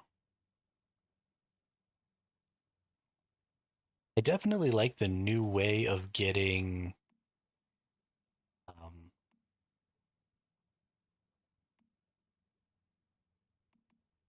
Darkroom because the old way of having to always do the purifications, while I do enjoy the purification mechanic, I think it's fun and I think they should find some other way to make that valuable or make people want to do it.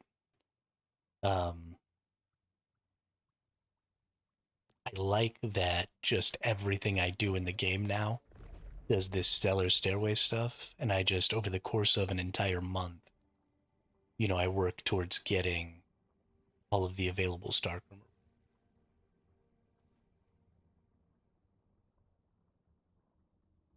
I think that's much, and I like, it unlocks progressively, which, like, I understand why they're doing that. They're trying to prevent people like me who play all day from getting, like 100K Starkroom or whatever in a week, while everybody else who plays more casually might take the whole month to get 100K. So it rolls out progressively or whatever, just kind of hold people back. And I'm okay with that. But I like that just everything I do now is helping me gain this asterism and get me towards this because it feels much more like everything that I do is sort of aiding my progress, which is enjoyable. So let's go into our blueprints. Let's clean a little house today. Do I have Jaws BPs? No. Do have these fragments here. They're not enough to take me up to the next tier. Okay, so I'm only one off from the wildfire.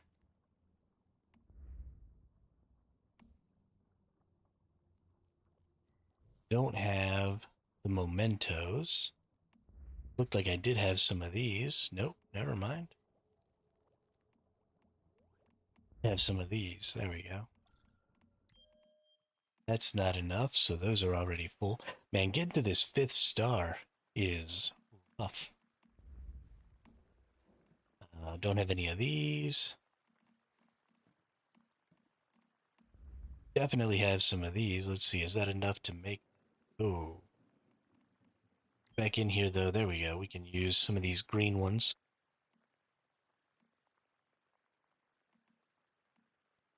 And enhance this key, this Doombringer up. 2-star there. That's nice. What about, we already have a maxed out Dual Fury. So if I find that I have Dual Fury fragments, then we'll put them on other guns. Let's see if I have...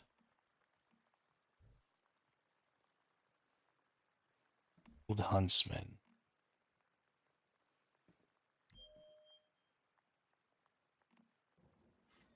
Okay, that should be enough to get that blue all the way.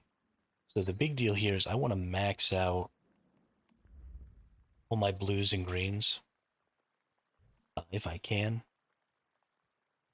because then I'll know, like, okay, hey, these are maxed out.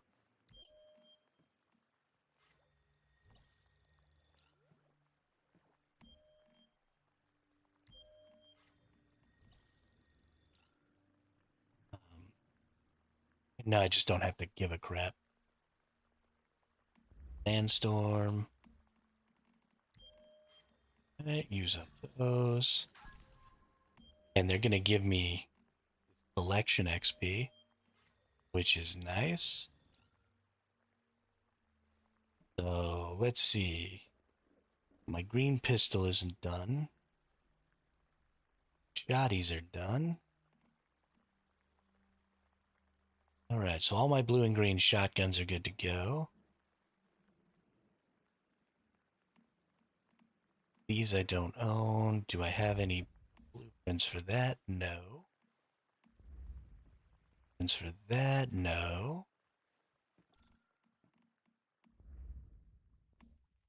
There we go. Ooh, I'm gonna get to tear this one up.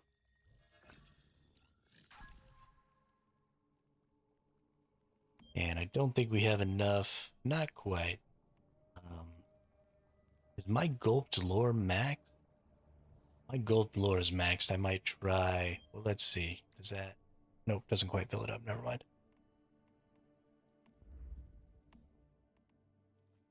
Don't have any more of those, so we can't tear that up.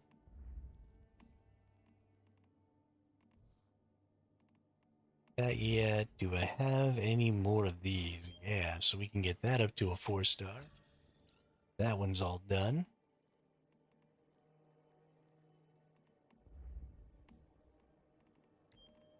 Can't quite take that one. Well, here we go. Have we done rifles yet? No. So there's a lot of these blues in here. I could get this up to max if I use up a lot of these blues. So we'll come back to this maybe when we find out whether or not all these blues and stuff yet isn't done. We want to finish it first.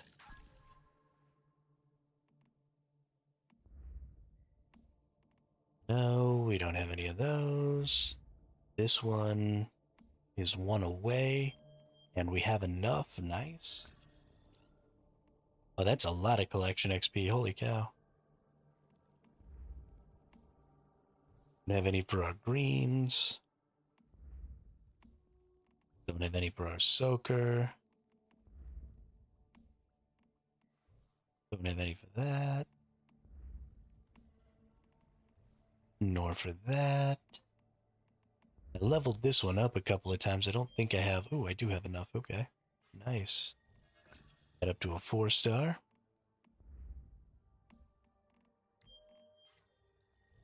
Gonna be able to star this one up a couple of times here, I think.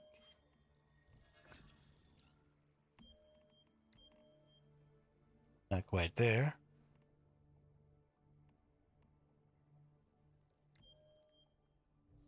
Didn't I already go through the shotguns?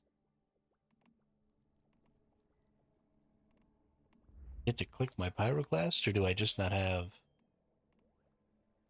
Okay, no, I have enough. Must have just forgotten to click it. That's crazy. My Dual Fury's done, and it goes with the Pyroclasm starter.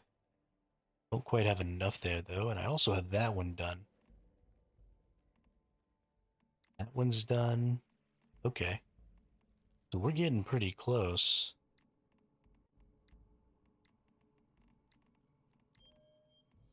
To being able to add a lot of weapons to that one to finish it off.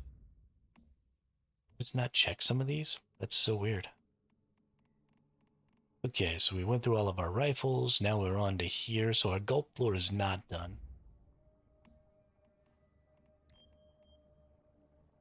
Very far away from finishing that.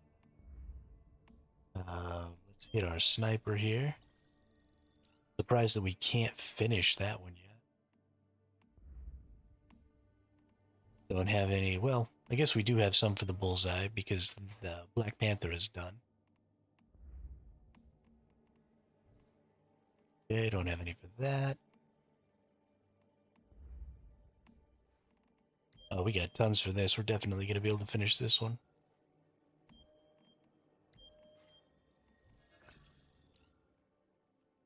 Nice.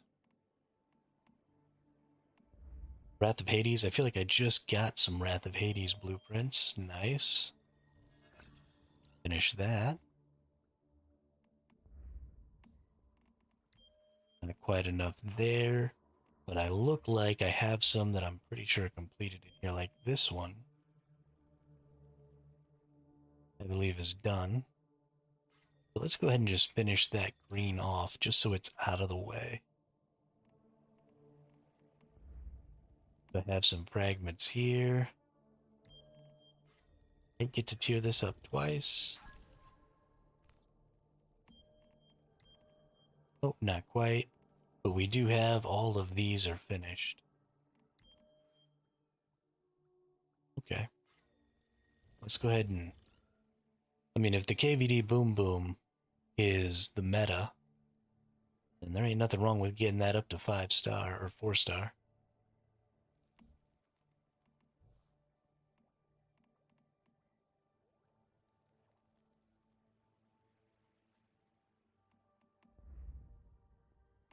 These... Oh, those are the pyroclasms. And do I have any more of these blue ones? I do. Think maybe be able to finish this one off. Yes, perfect.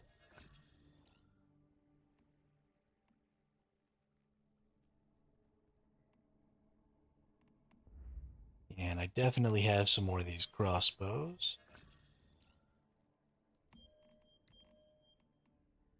which we can put with those. Nice, so we can get that all the way done.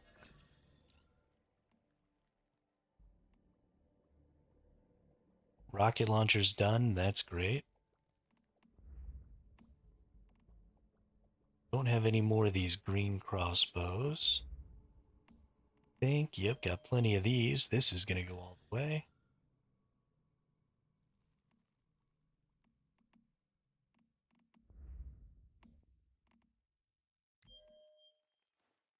Do I have the Mr. Squid all the way tiered up? I do. So we can go ahead and use these Mr. Squids on our nade launcher here. That actually makes me pretty happy. Okay, one more.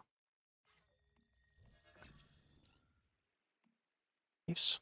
We were only level 60 something when we started this, and I haven't even gotten to the armor blueprints. I'm very excited to see what all these collection levels are going to get me.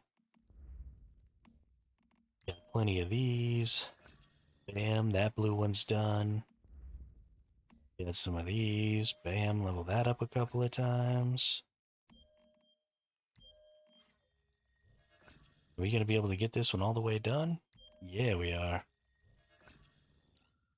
Getting it. Got plenty for this purple one time. We got plenty for the purple 2 times. 2.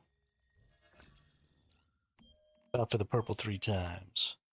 This is done. And both of these are done, so I can use up all of these. No problemo. Nice.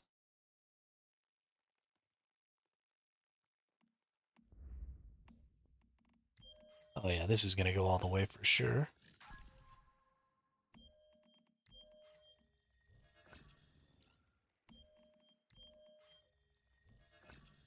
And I have so many more armor blueprints than I do weapon blueprint pieces. Like, so many more. It's kind of ridiculous.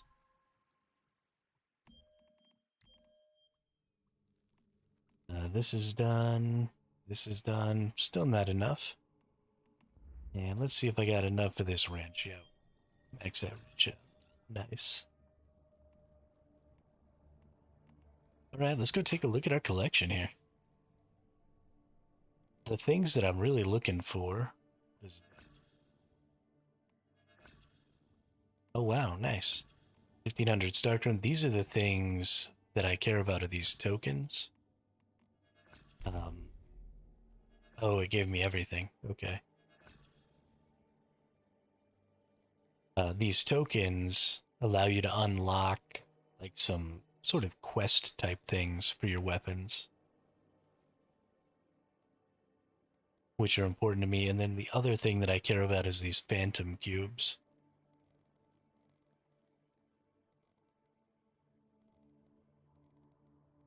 I don't even know if I'm gonna get... There's another phantom cube. How far does this go?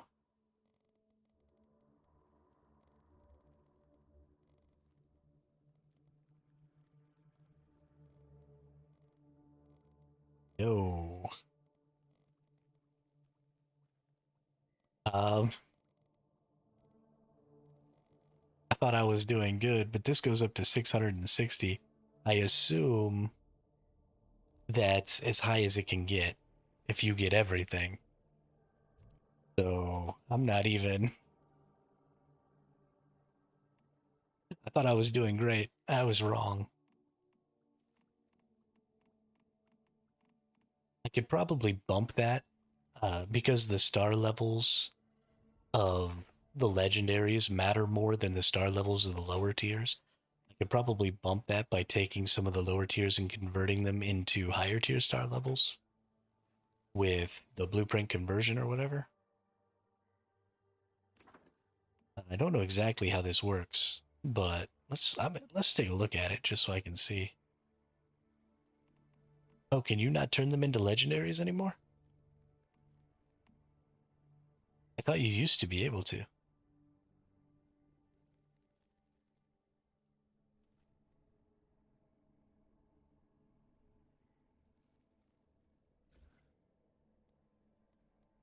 Interesting. But at some point they said you were going to be able to do like greens into anything or anything like that.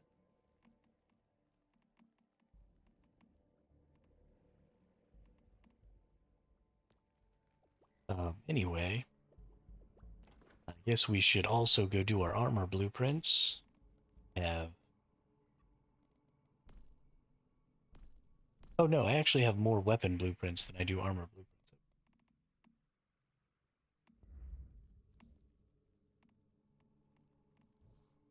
Yeah, no, don't even care about the armor blueprints.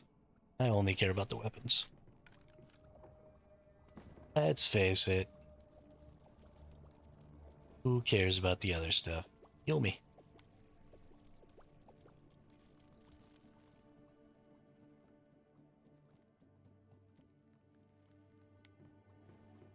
Okay.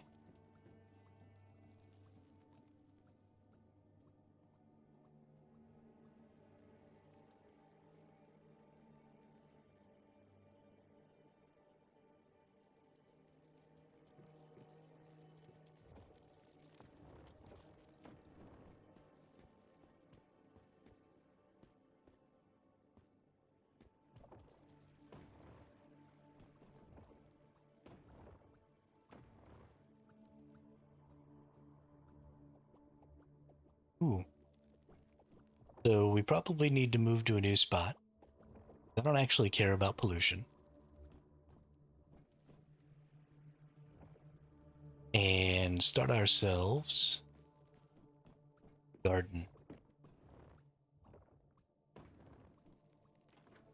So let's see. Where do I want to go? I can be alone.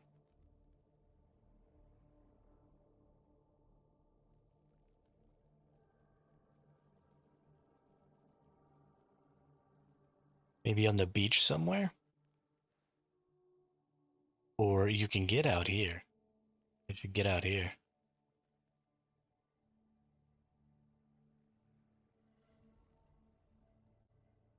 Hmm. I would stay out here, but I don't want to be in the pollution. Because I don't want to deal with that shit.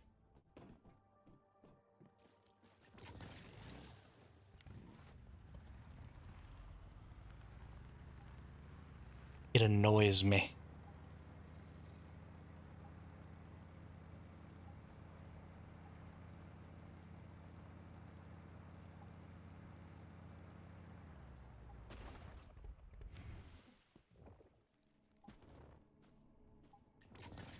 Oh, it's even polluted all the way over to here, huh?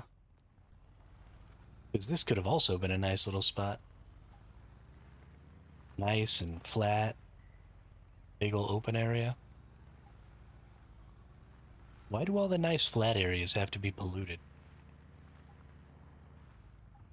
Stupid Stardust.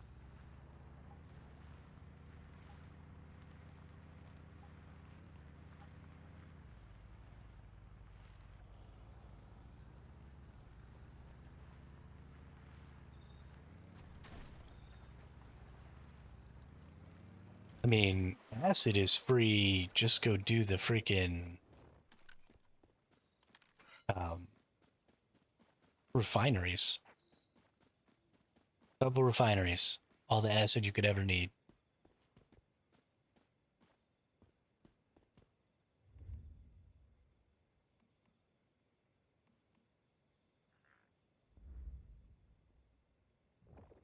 What do y'all think?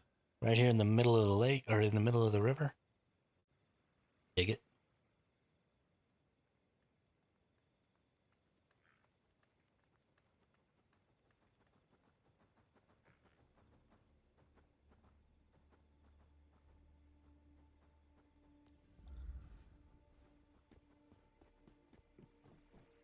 You the type of guy to eat his steak so raw the cow starts mooing when you poke the steak? Absolutely. 100%. Of course, I eat my steak that way not because I give a crap what the steak tastes like, but because it takes too long to cook the other way.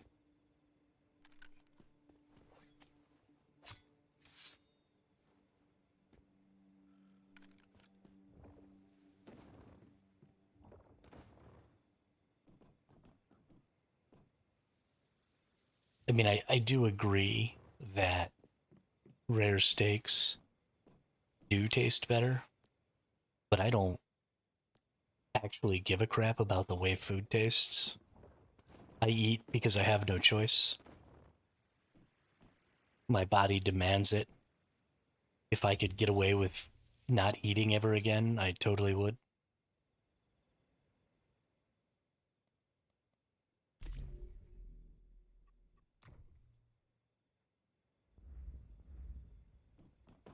Now I need stealing it.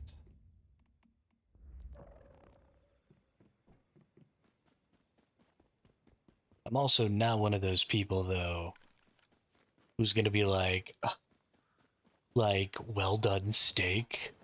You're some sort of a heathen. Like, eat your steak however the fuck you want. I don't give a shit.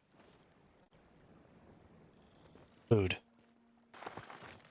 It goes in your body to make you not dead. It's its only purpose.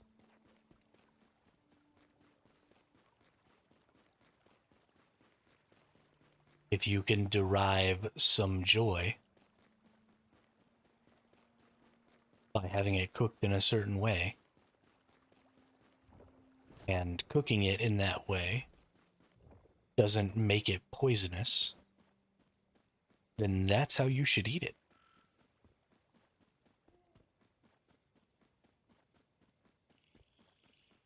Now, if it makes it poisonous, then stop being stupid. You know?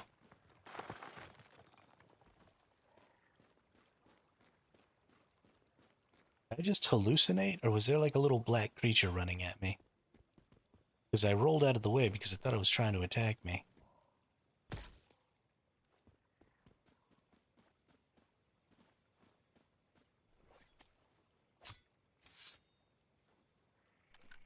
Very confused.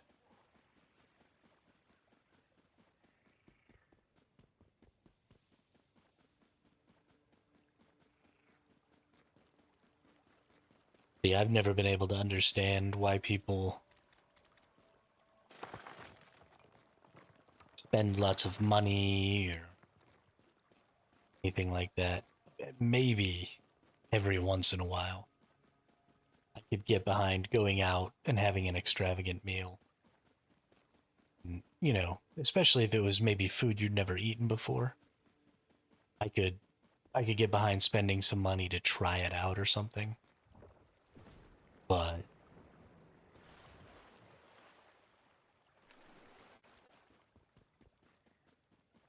there's just a point at which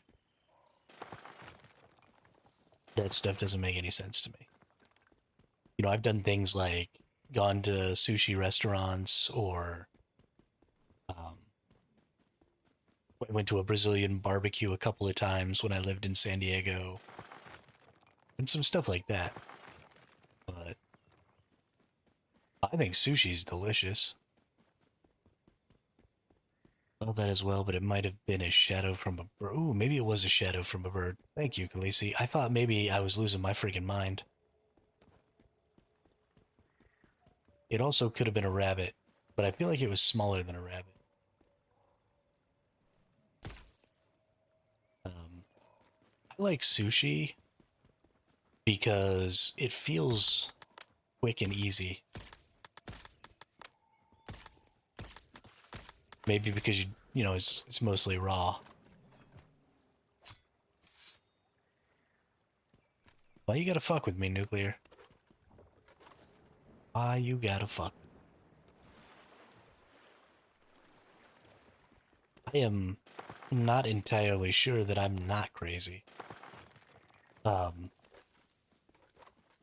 a couple of years ago, my internet algorithm started showing me advertisements for schizophrenia medications.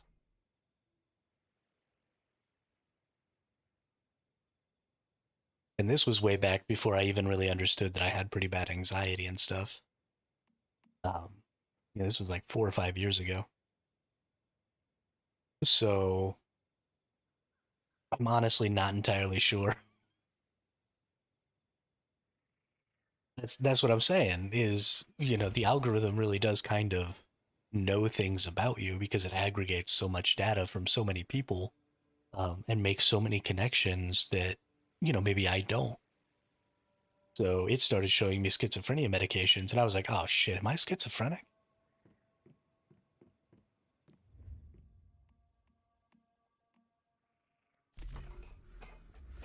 Did you hear about the Amazon case where it started recommending the person pregnancy stuff before the? Oh my gosh.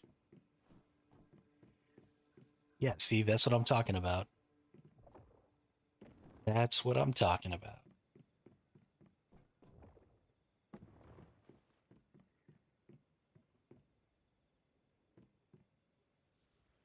I am terrified.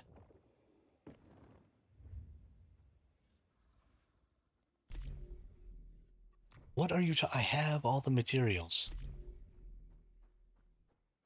Locked building parts that you son of a beach.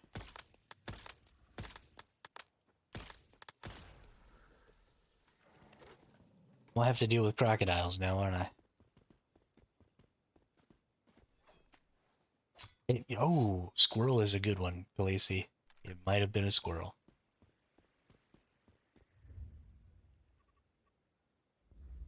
See, what I need to go in here and get now is probably some of these structures.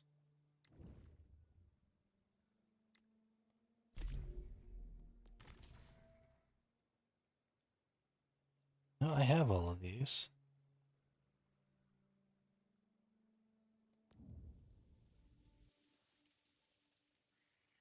I have everything I need for... Oh, might take this. Don't think so.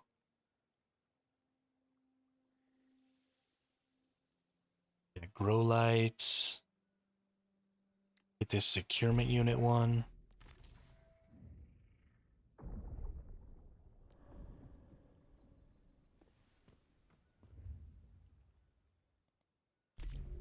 Okay. Well, whatever I did.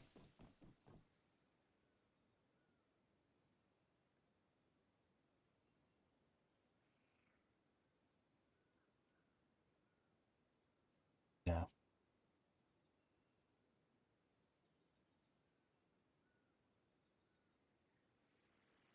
But one of these right here. Can I make another one? What are we missing? We need more water and aluminium. Yeah, we can make that happen.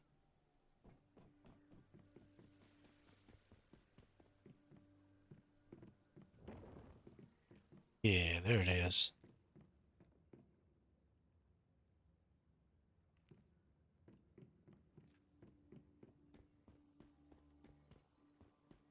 Up here in just a minute.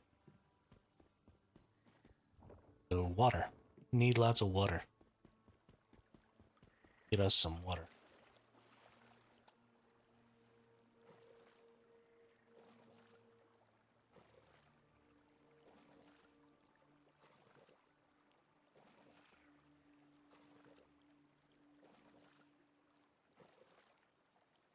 Need like dozens of this shit. We're gonna get up and take a leak while we gather up water here. That seems like the smart thing to do.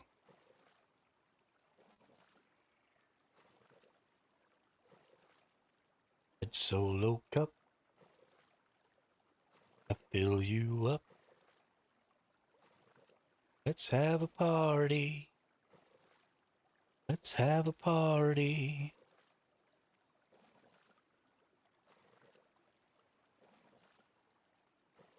Solo cup,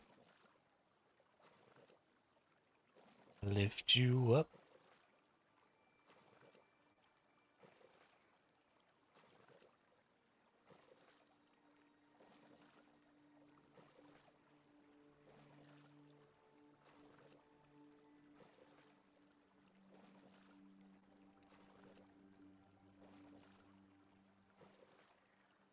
St. Patrick's Day party, hit the streets. Is it St. Patrick's Day?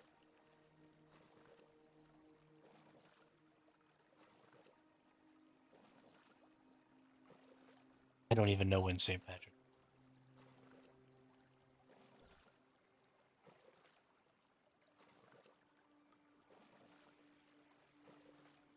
My plants do not live in a better house than me. It's not about the walls and the ceiling. It's about the amenities. Khaleesi, I have a bed. I have a kitchen. I have all of the possible crafting benches I could ever need. On the 17th, okay. Cool, cool. I'll have to remember that and put it on my thumbnail. And we'll have to maybe see if we can't find some green clothes to wear on our character here. Nobody pinches me.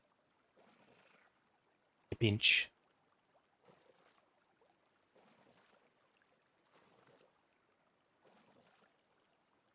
Party wizard, you shut your mouth. Um, there might be people partying. I kind of live in a little bit of a suburb, though, so this is all residential. So, we don't get. I live sort of near St. Louis, but a little bit outside of St. Louis. So all the partying sort of happens in St. Louis, and I don't have to deal with that.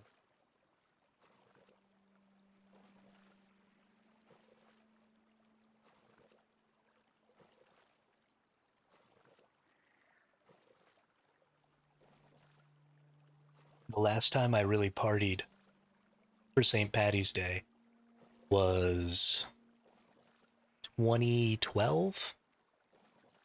Nope, 2011. It was my first year in the Navy, and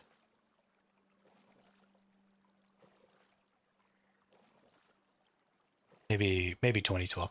2011 to 2013, somewhere in there. Um,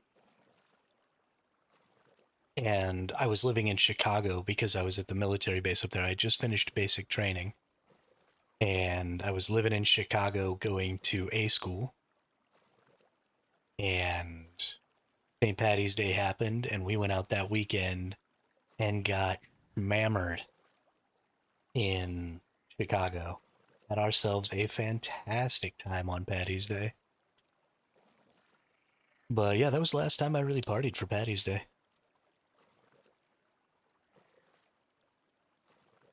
Back when I was young and dumb and hangovers didn't really affect me.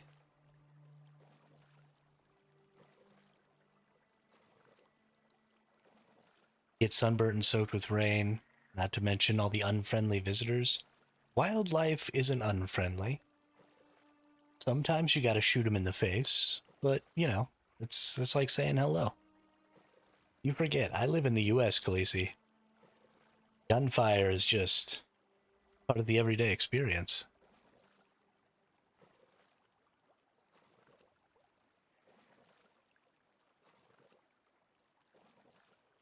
That's not actually true, but,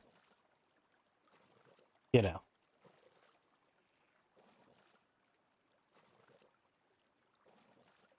It's a funny generalization that everybody else in the world thinks, so I can laugh about it.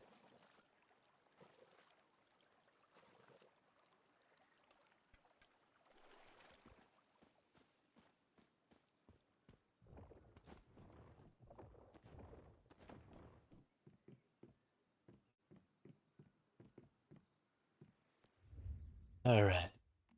Give me some of that good boiled water.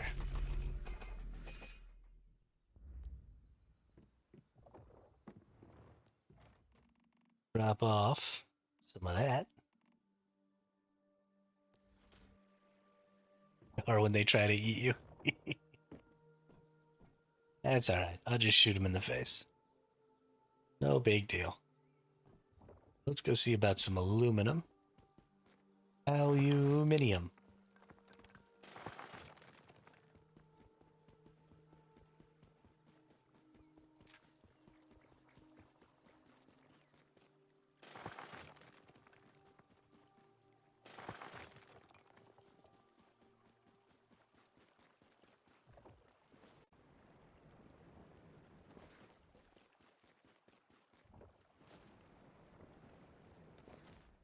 Pardon me, Reptevia. If you please, Reptevia. Posing problems that would cross a rabbi's eyes. Why?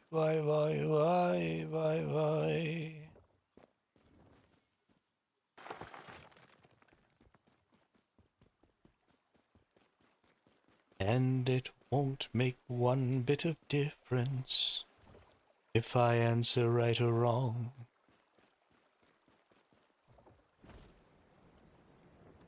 'Cause when you're rich, they think you really know.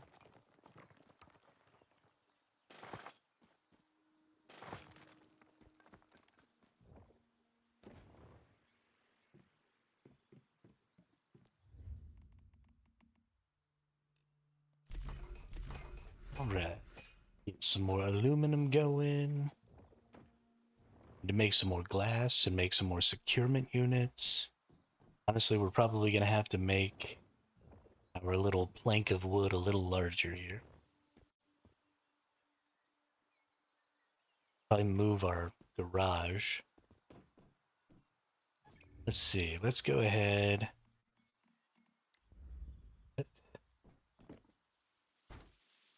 Couple more of these back here. Well, let's just fly. Fly.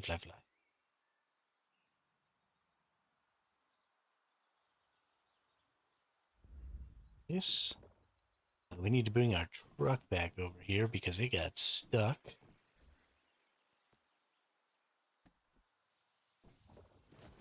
Now we have some space to put some more securement units. Probably need to move these forward a couple. Go next to the bed there.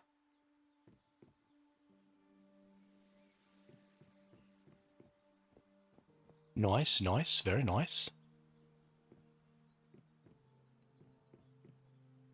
And this will probably have to move. Acha.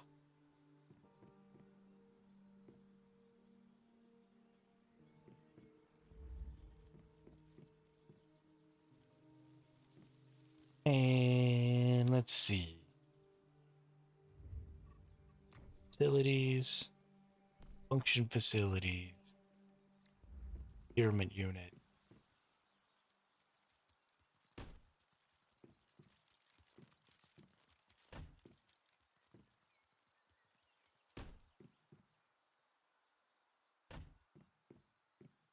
Alright, we're gonna need more copper ignite.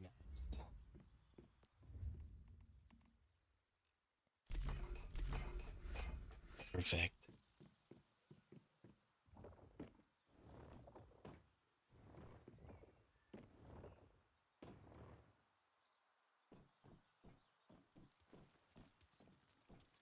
Living out here with the sky above and the grass below.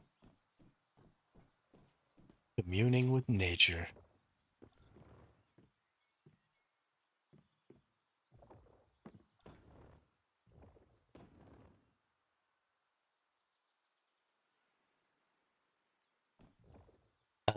One of them, so there's the vault.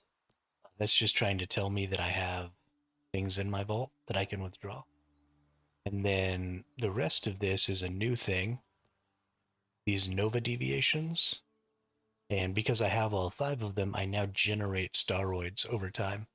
So since yesterday, at the end of my stream, I've gained 260 staroids. So it looks like it's about 300 a day is probably how many I'm going to be able to pull out here.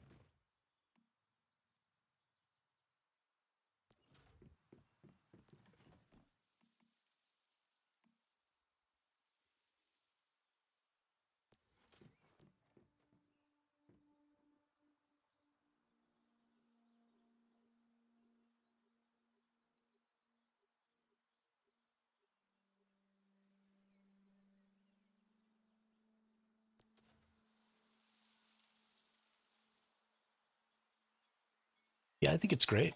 Um, it's unfortunate that in order to make it easier casual players to keep up, that you kind of have to eliminate the value of the grind for players who maybe want to spend a little more time in game.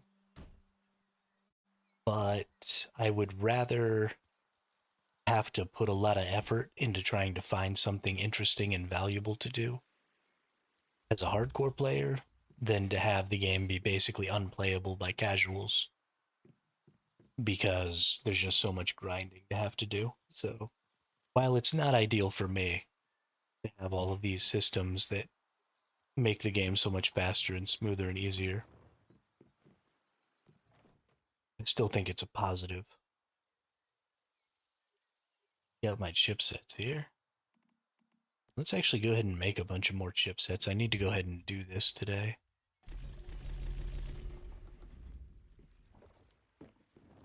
I need 20 of them, and I've already made 5. Oh shoot, I'm out of electronics. I need to get an electronics grabber.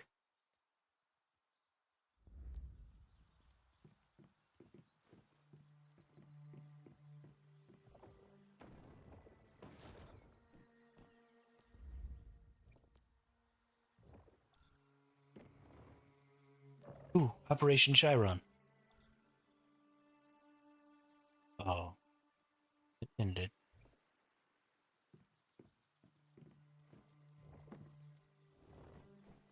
Tiger milk, you liar.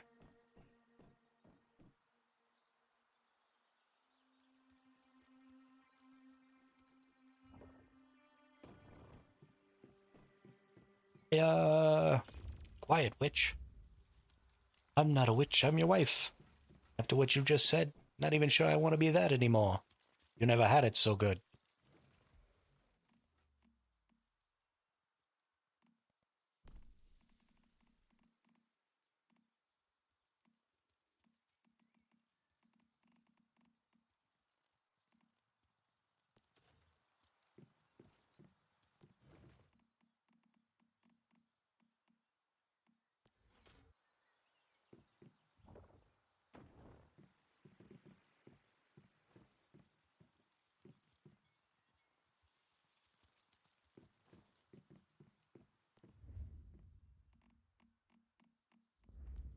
He obviously said to blave, which as we all know, means to bluff. We were obviously playing some cards, and he cheated.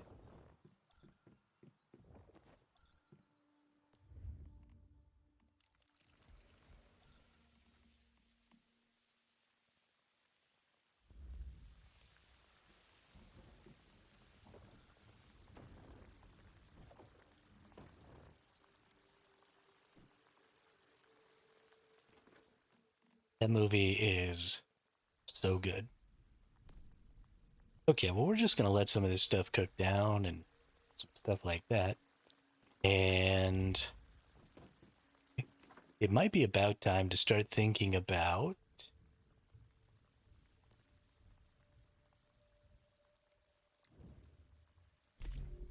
Ooh, there's a new tranquilizer arrow. Usable with crossbows, it's designed to tranquilize animals for capture but not inflict harm. Can be modified in the backpack to change accessory and ammo. This is cool. I'm glad they added this. Probably just stick with the throwing needles, but still. Um, something we want to do is we want to start looking at getting some of the creatures with the Lunar Oracle trait. And the reason we want to do that is if you want to continue to be able to get lunar hides after the Lunar Oracle event is over, then you're going to have the Lunar Oracle trait on some creatures to be able to do that. So that's going to be honestly really, really valuable. Depending on what they do, let's go take a look and see.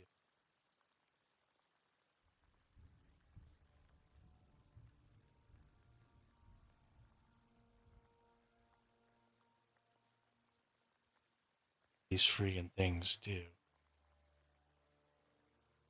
Alright, so Lunar Deerhide. Cold resist, frost resist, plus 10, recovery 5%, shield upon defeating an enemy when your HP is below 30%. Okay. Lunar Wolf Skin. Max stamina plus 15, 8 hipfire movement speed, and scoped in movement speed plus 5%. The effect doubles if HP is below 30%. Lunar Rabbit Fur, Cold Resist, Frost Resist, Heat Resist, and Burn Resist plus 5. The effect doubles if HP is below 30%. Lunar Wool, Cold Resist, Frost Resist plus 15. Gain immunity to hypothermia when your HP is below 30%.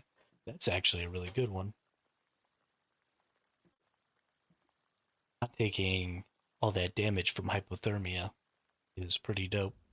Yeah, so we'll probably try and get some lunar traits.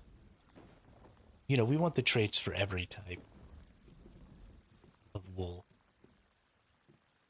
and or of each of the different types of stuff if we can. But it might not be possible to get each of them, all of them. We want to get that stuff. We want to get it taken into our Eternal Land. We want to get some creatures raised up there.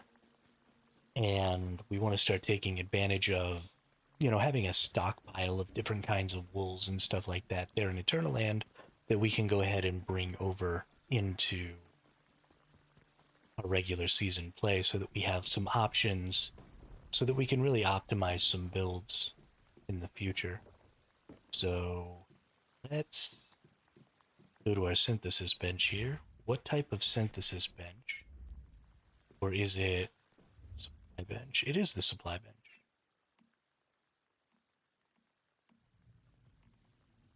Okay, perfect. Tranquilizer throwing needle, 39, fantastic. Roll those bad boys out.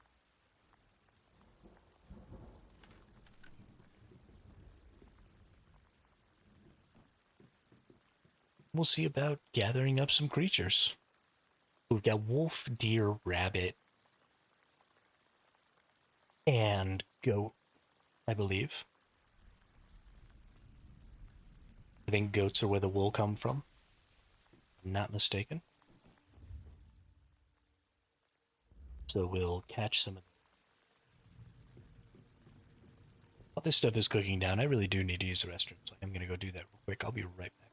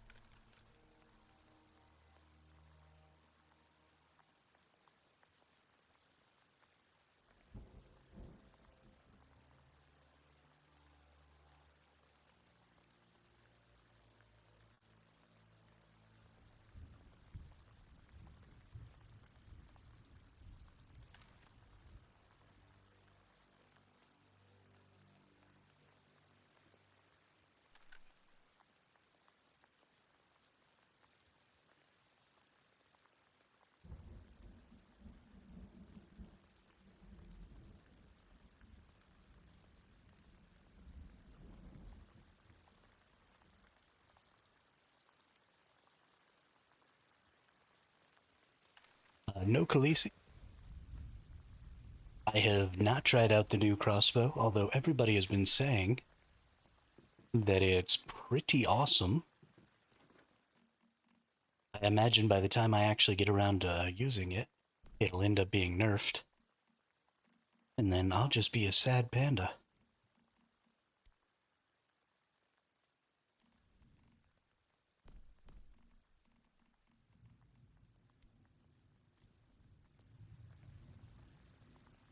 But maybe we'll give it a try in some PvP or something. Go rock some Prism vs. Clash and see about it. But let's go see. Now, this weapon is actually probably a really bad idea for taming, because the bounce is really unpredictable.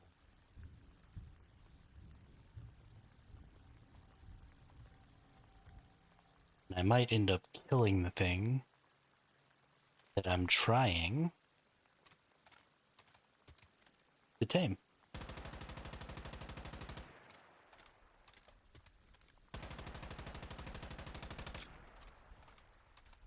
Here we go. 8,000 steel bullets.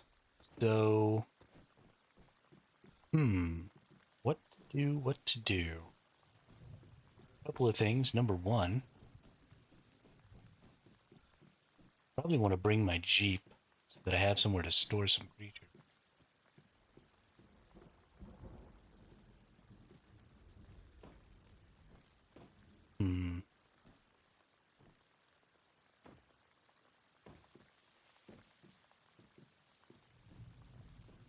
I don't know. Let's go see about some stuff. We have some tricks that we used to be using. I don't know if they still work. Need to go up here and get this teleport for one of them. So let's go see if some of our baby wolf locations and leopard locations and stuff like that. Yeah, a lot of people have said that it is, like, super good. I honestly haven't even really read it. Don't even know what it does. But let's go take a look at it. Critical pulse. Triggers continuous power surge on hit with a 70% chance to generate deviated particles near the player. Pick them up to enter a charged state. Continuous power surge can trigger every 0.5 seconds within 3 seconds on the current target. Higher stacks shorten the interval, minimum 0.26 seconds, stacking up to 5 times, dealing 50% damage to the player. Wow. While in a charged state, hitting a charged target consumes 1 charge to create an orb of lightning, dealing shock elemental damage of 75% psi intensity to targets within 5 meters every 0.5 seconds. This damage benefits from power surge damage bonuses and has a 5% chance to generate deviated particles lasting for 3 seconds, dealing 50% damage to the player. Shock elemental damage bonus plus 30%. Wow. Yeah, no wonder everybody likes that. That's insane. That's a very shoot an enemy one time and then laugh while they die and they can't do anything about it gun. That's pretty crazy.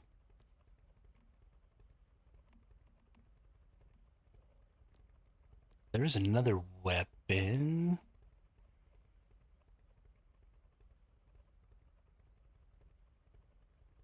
Oh wow, the reload time on this is negative 40%. That's interesting. So reload speed.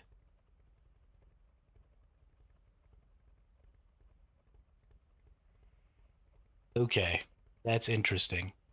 So this gun throws the grenade instead of reloading, and then does damage equal to ammo consumed and psi intensity, capping at 480%. So 50% plus ammo consumed times 18%.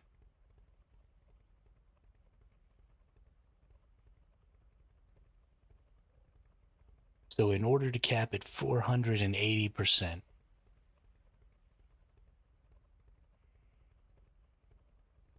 you have to, hang on, need a calculator. Magazine is 13. That's definitely not at it. So 480 divided by 18. It's actually 430 though, isn't it? Because I think that 30% is included. So it's either 26.6 or 23.8. So if you can double mag capacity of this gun, then you can max that damage out. The effect benefits from unstable bomber damage and range bonus and deals 40% damage to yourself. Oh, wow. Or does that mean if you're within range, it'll do 40% damage to yourself? So you actually have to throw this further away and try not to get hit by it. Throwing the weapon grants 75% chance to recover 75% of consumed ammo, 25% chance to recover 25%. Stable bomber damage in range plus 10% for 10 seconds. Each time unstable bomber deals damage up to 50%. Wow. This gun is insane for bossing.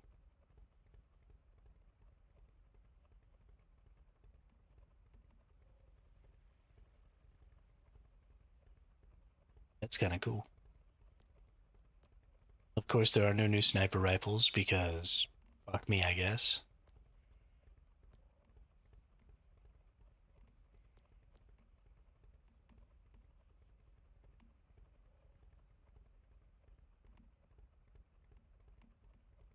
I do kind of want to try this shrapnel machine gun though.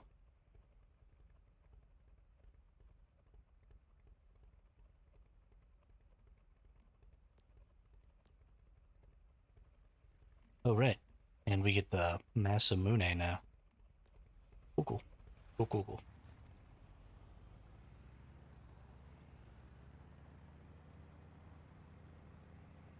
Yeah, so reload speed and mag size is probably super important on that pistol. And then I think it's all about damage on that crossbow.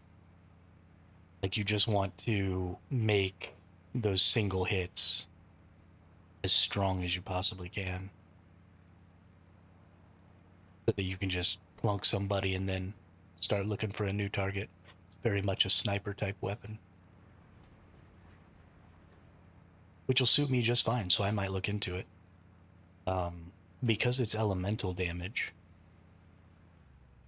it doesn't really suit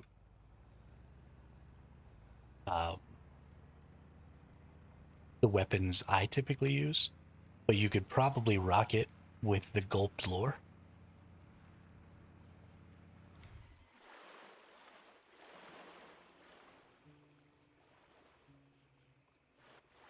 And it would operate pretty good as a backup to the Gulped Lore, probably.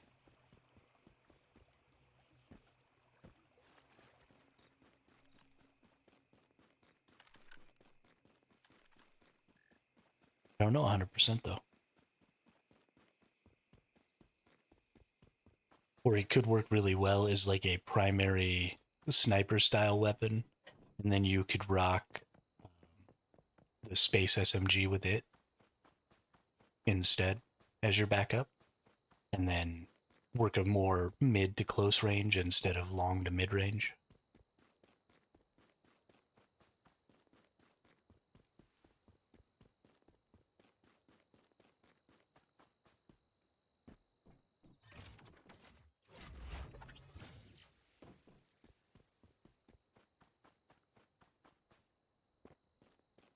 I don't know. Those of you who are playing it, what do you usually play it with? Or do you just end up using it so much that you don't even end up switching to your alt weapon?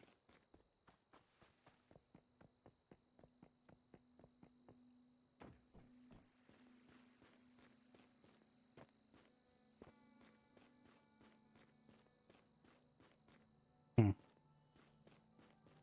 This pool used to not be here, I don't think.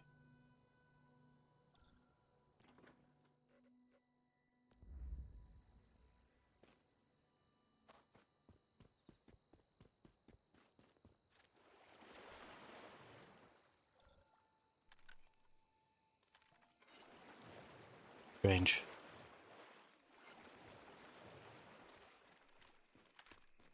And there used to be wolves right here.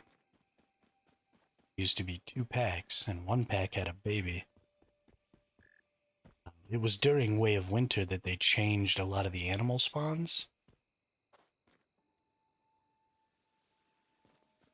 And I honestly haven't come back and checked since then to see if I could find them. But it looks like that baby wolf is no longer there. So let's see if my other baby wolf is here.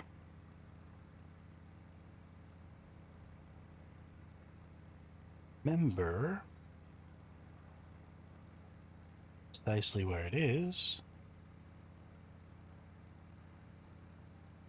I believe it's right on the other side. This? It's right out into here, maybe? This whole area kind of looks different. Or maybe it's up by where that bus is at.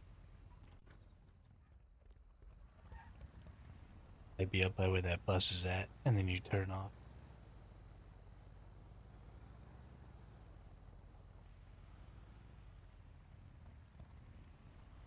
There used to be these big, like, stones and stuff in here.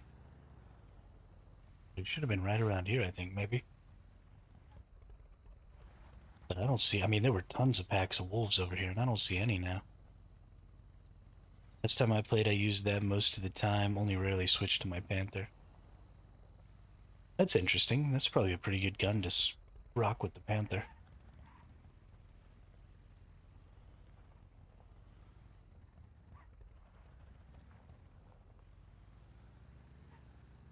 Okay, so all of my known spawns are just gone.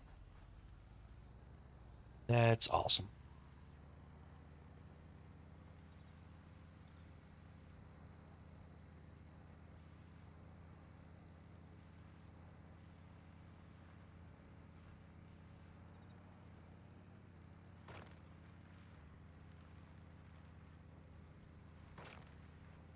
There used to be a leopard spawn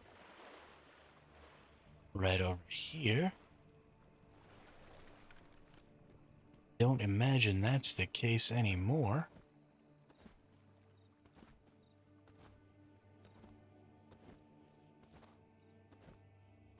Oh, leopard.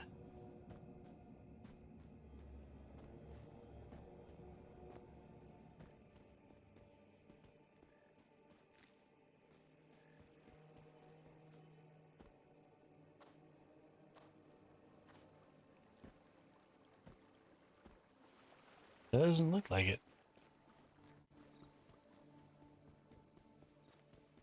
Okay, well this is interesting. There's suddenly so many things that I need to go learn about the game again. Wolf chasing some bunnies.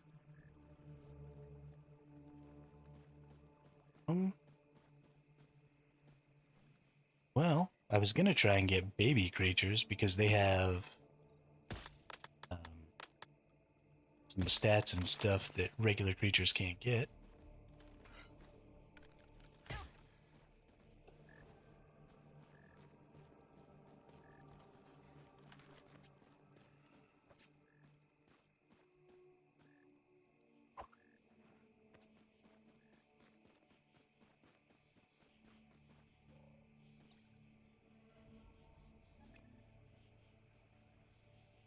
But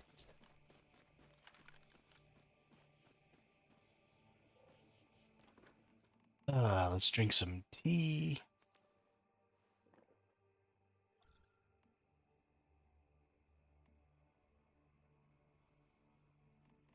And get a little heal on. Nice.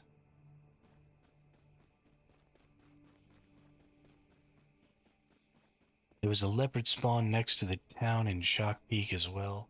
Yeah, but that was the one that we knew of back before all the spawns got changed. The reason I specifically wanted to come get this one is because it was the highest level one that I know of. Because it's out here in Blackfell. So what I'd like is to try and find another like level 50 leopard spawn.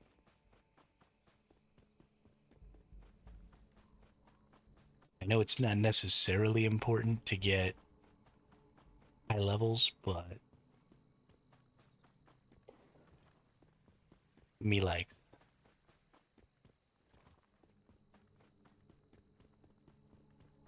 I figure maybe we'll just run around looking for wolves for now.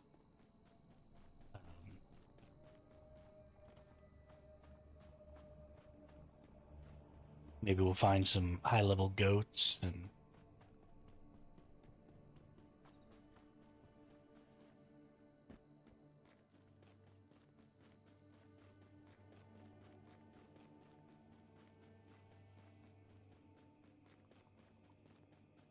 get those as well.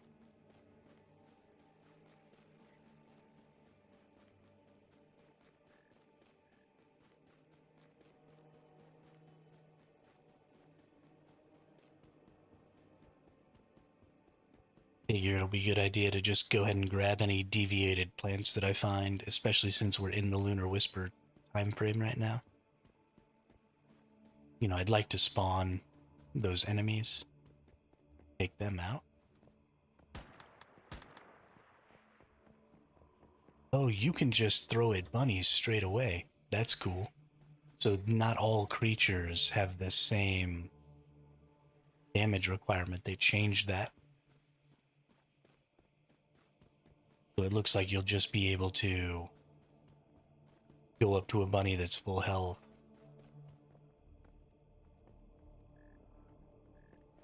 and throw your thing at it. Which is great because bunnies used to be so hard to try and tame. Now if you can just sneak up on them.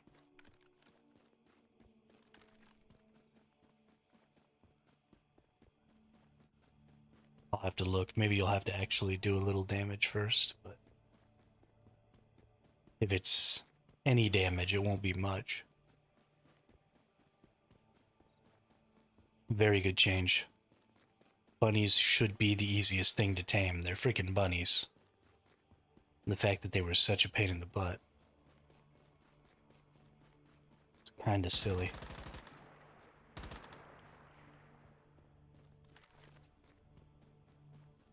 Where you going, dude? Get your ass back over here.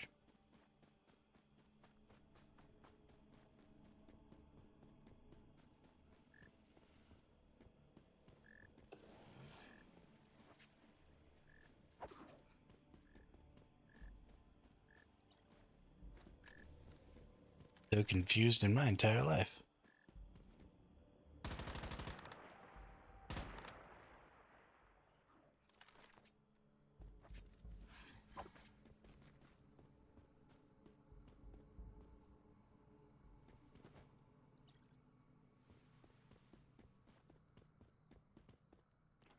Need some eat.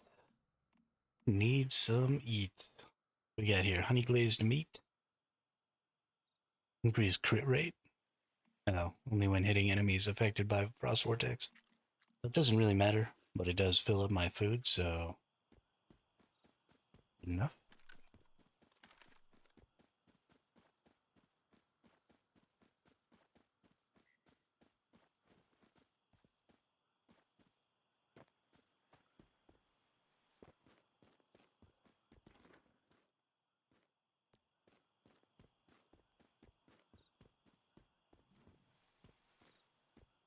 Okay, so you do have to hit the bunny like one time.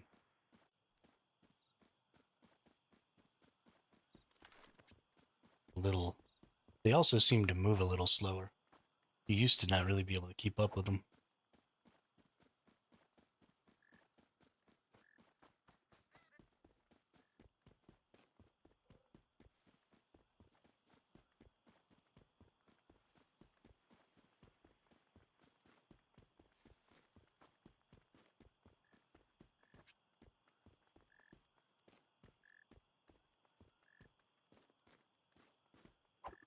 Whirly little fuckers, though. don't like this at all.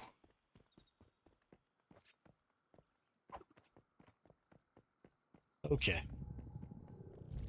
We are not capturing bunnies today.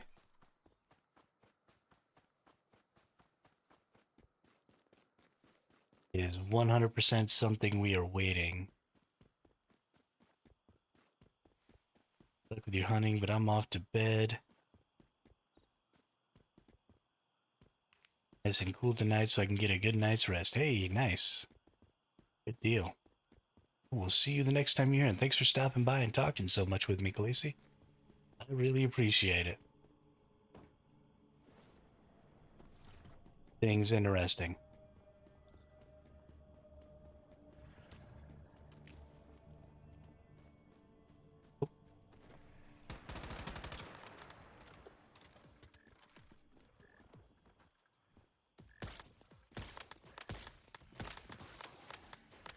Oh, what's up, Wyatt?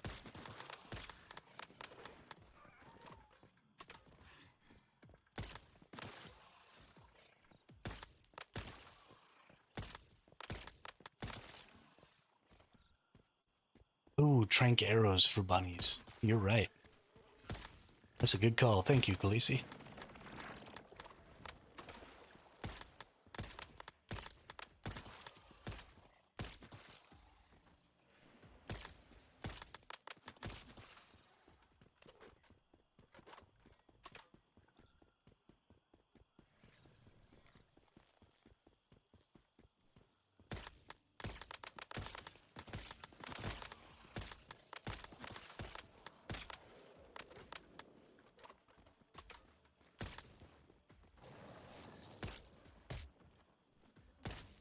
Owie.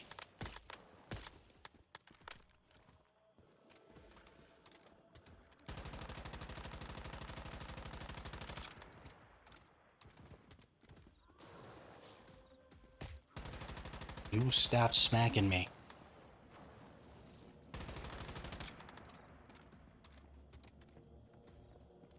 This out. Right in the middle of this fight. That will.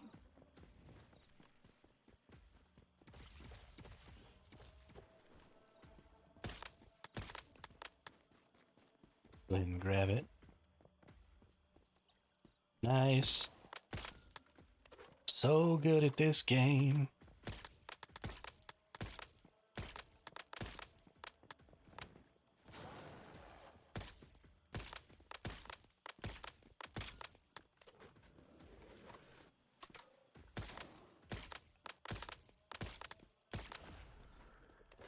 Ooh, yeah, biatch.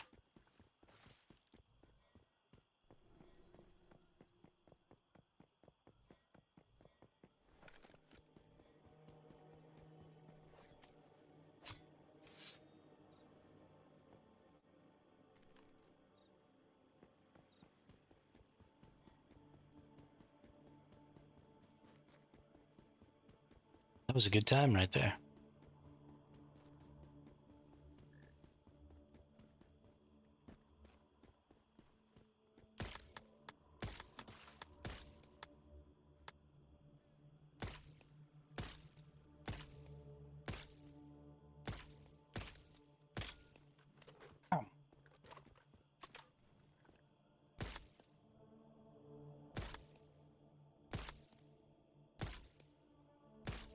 Elected mayor, my first act will be to kill the whole lot of you and burn your town to cinders.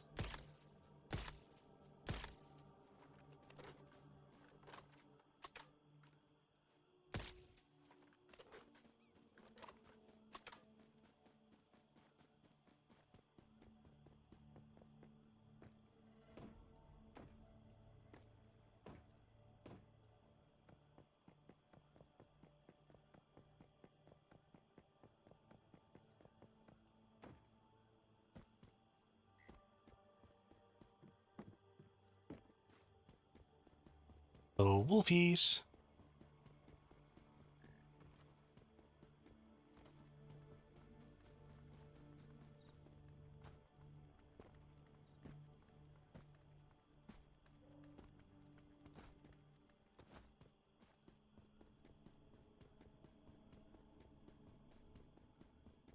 Deviated wheat.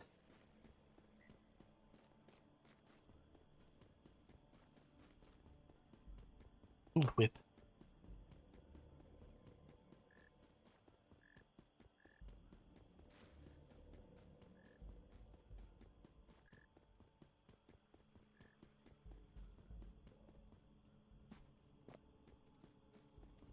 Ooh, it's a baby wolf.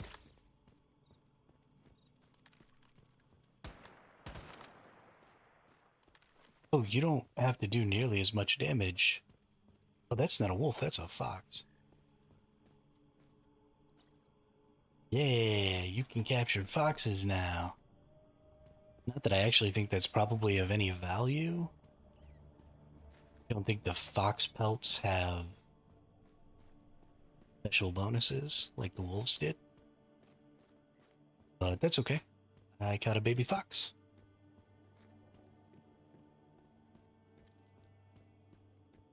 I got a fox. I got a fox. I got a fox. Hey, hey, hey, hey.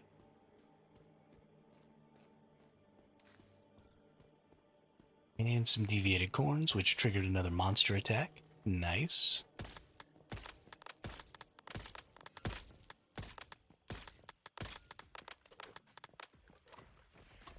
Boing.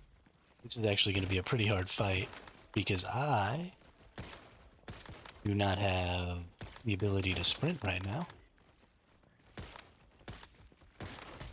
because of my weight.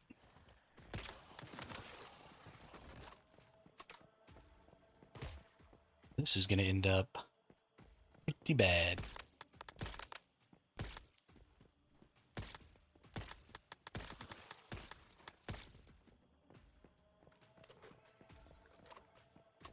These things are freaking tanky.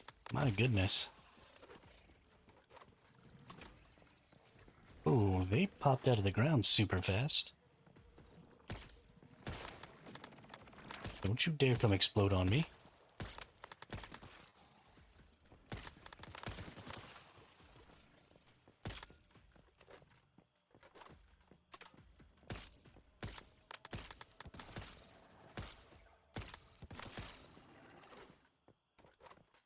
Watching the stream on the treadmill. Nice. Gotta get that exercise in. I should probably ever get my fat ass on a treadmill.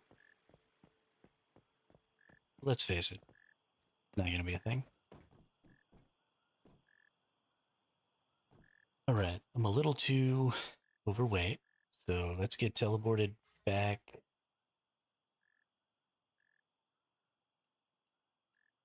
Territory here. And we're gonna pop these.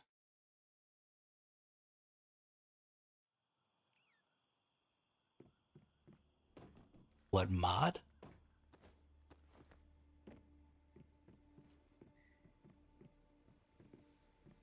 I don't know what a Maddox is.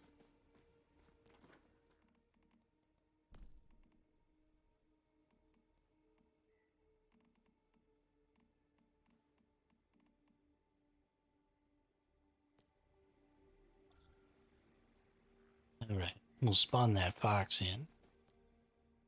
Check its details, and if we press F again, acidic meat, thick hides, docile. It's a grade A fox, but we don't actually need it, so kill it. Sorry, bad typing on a treadmill. What speed and time should I do on the treadmill? Oh, yeah.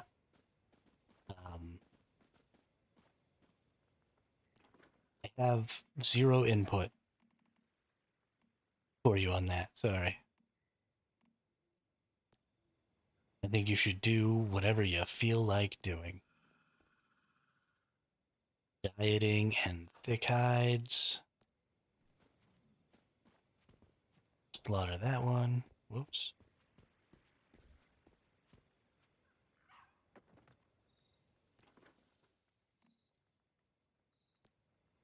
This one out there. Ferocity dieting quality meat.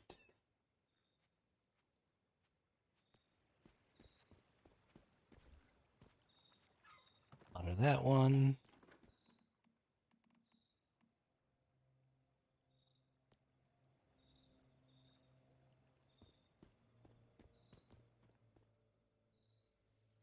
Thickhide acidic meat ferocity.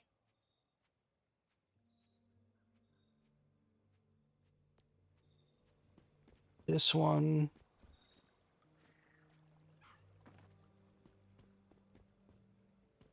Nuclear didn't have a special intro today. It said, "What's up?"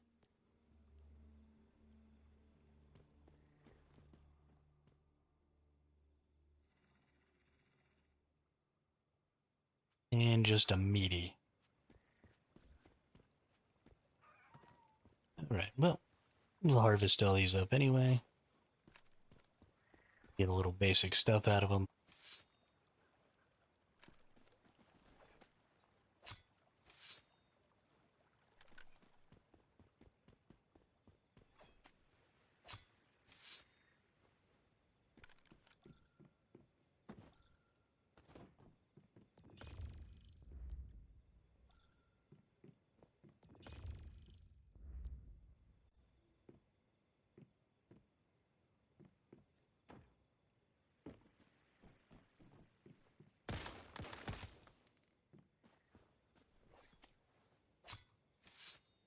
Don't necessarily want to run around specifically trying to tame creatures, so probably mostly just do it as we go. Still missing some water and now some electronics. Uh-oh.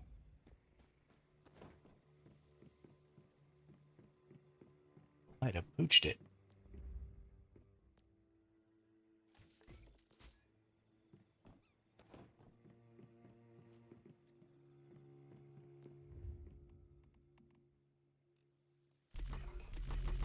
Some water up here.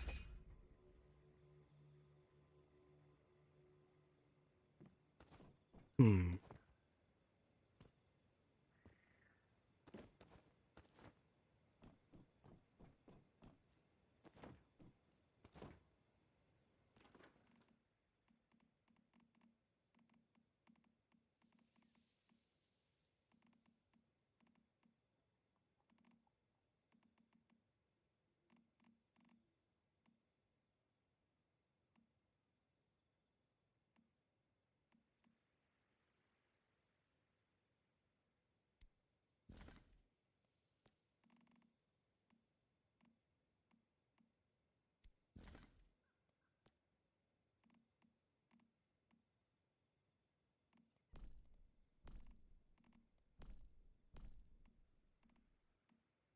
Okay.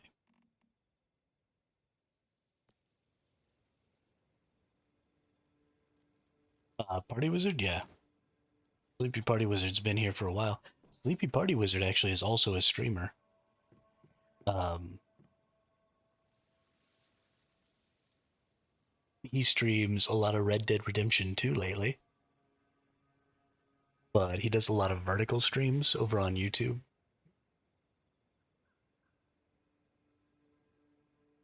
He's got pretty much the same vibe I do, just chilling playing video games, talking kind of slow.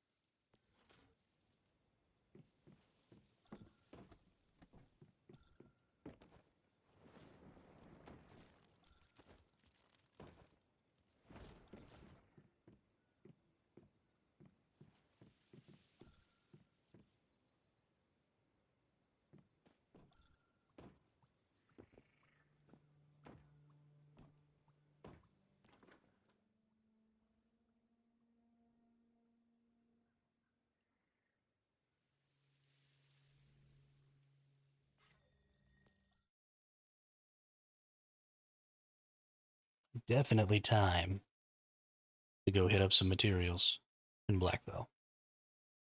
Gots to do it.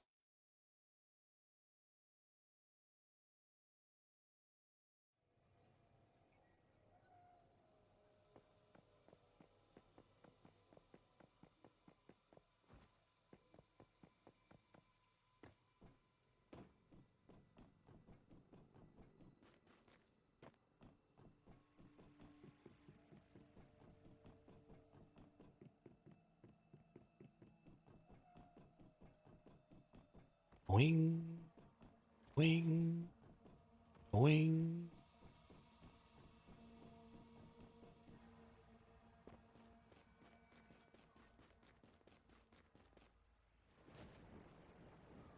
I used to have the highest pitch voice of anybody you've ever heard in your entire life.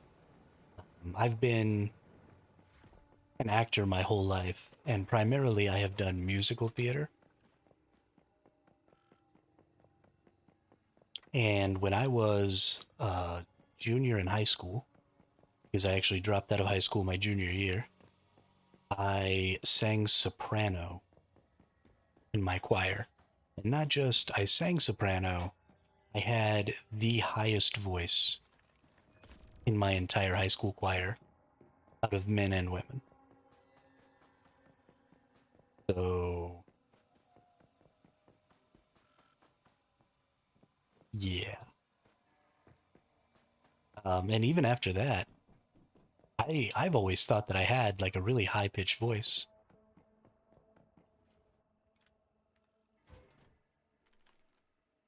I don't know. I guess it's kind of a recent thing.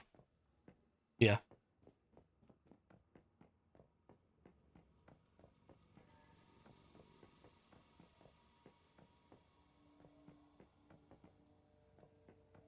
It definitely got way lower. I definitely don't sing soprano anymore.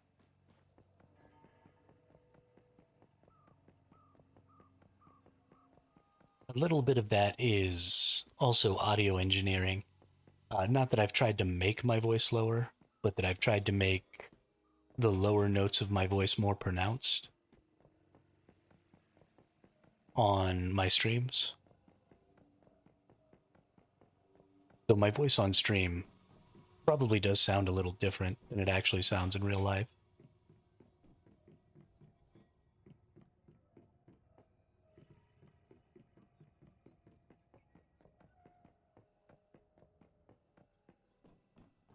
I didn't do a ton of audio stuff to my voice because I didn't want it to sound like super fake or weird. But there is a little bit of audio engineering in there.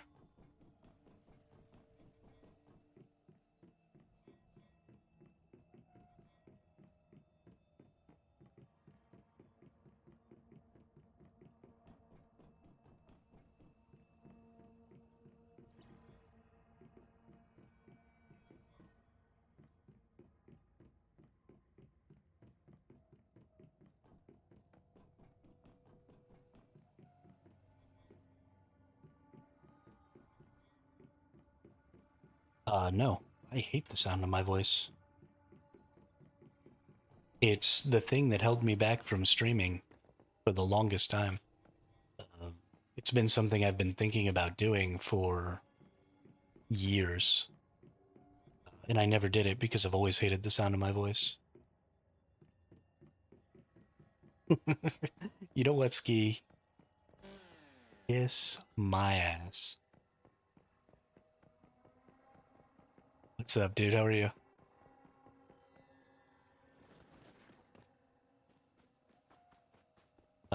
Yeah, but I honestly, I wish that I'd have started sooner.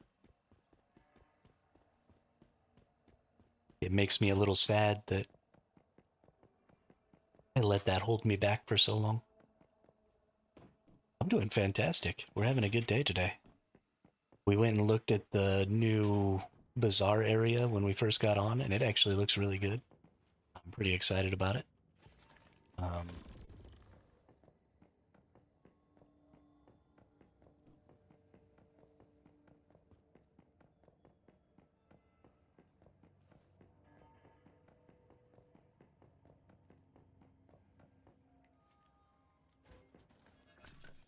Pretty excited about. Ooh, I'm getting way more formulas now than I used to. I feel like they adjusted the formula drop rates since the last time I played. Gotten a lot more blue formulas, which is very nice.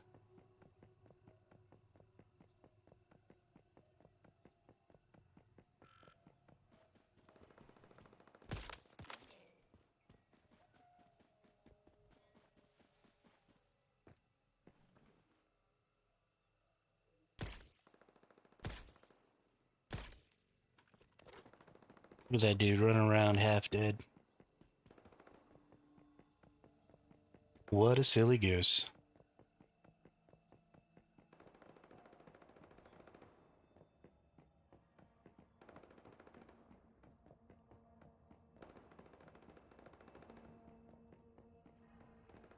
Wyatt Earp was indeed a gunslinger.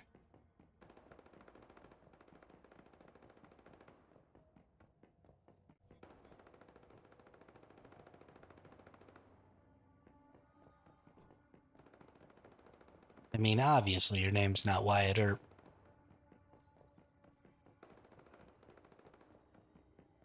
That would be insane.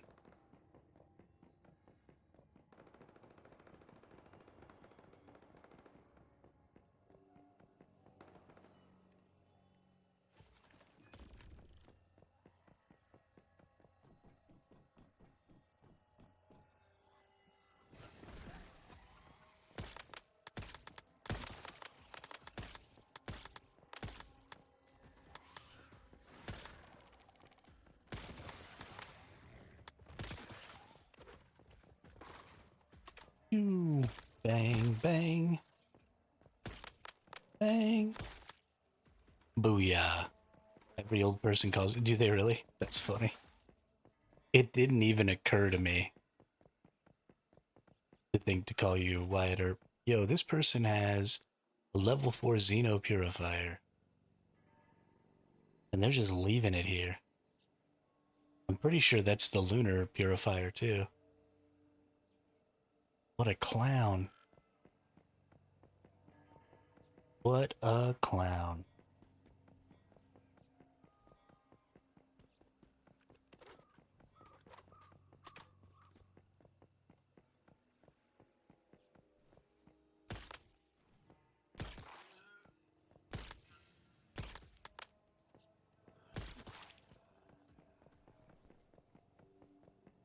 Yeah, that's actually a huge difference between my audience specifically that watches Once Human and my audience that was watching like Ark and stuff like that. Was a huge percentage of my audience for Once Human is older than me, and none of the people who watched when I was playing Ark are even like my age. They're all in their 20s or early 30s or even teenagers. And here there's like a bunch of people who are 50 plus.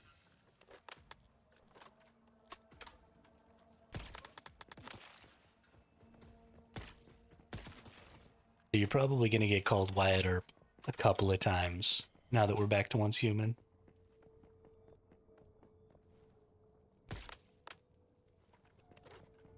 Bunch of old heads in here.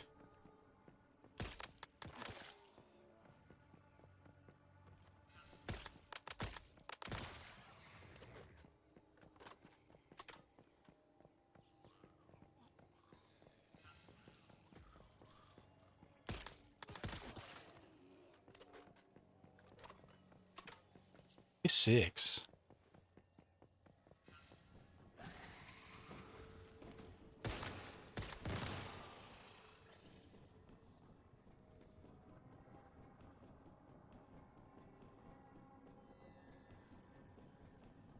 I won't be 46 until the early 2030s.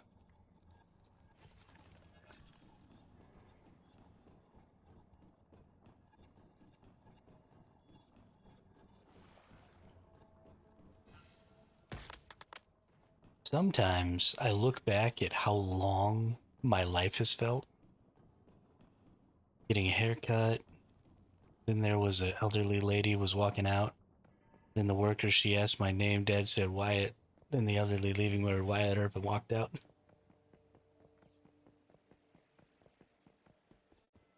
It's because the older folks, like especially the 60 plus folks, um, a huge part of cinema was westerns and stuff.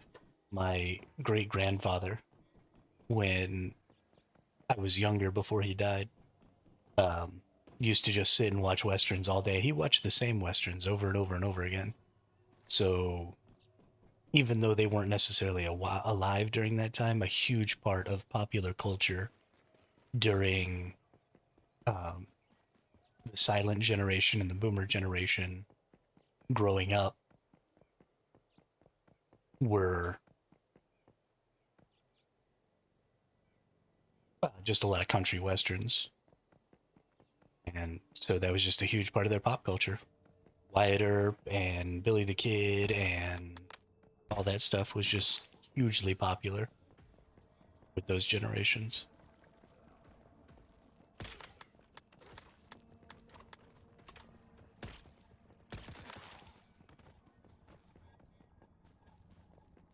He's also American, not really my thing, but I think everybody know most of the famous gunslingers. Yeah, well, and that's going to change. Um, and honestly, probably is already changing. For example, Wyatt is extremely young, and while I assume Wyatt knows who Billy the Kid and Wyatt Earp are, um, it's not something that that generation is likely to interact with very much. Like, I mean, when was the last time you saw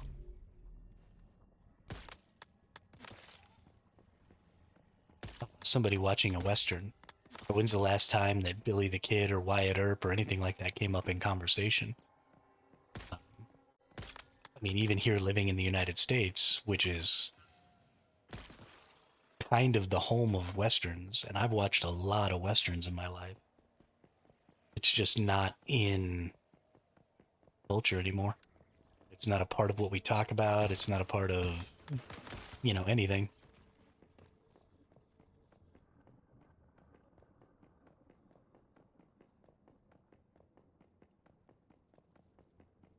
Yeah.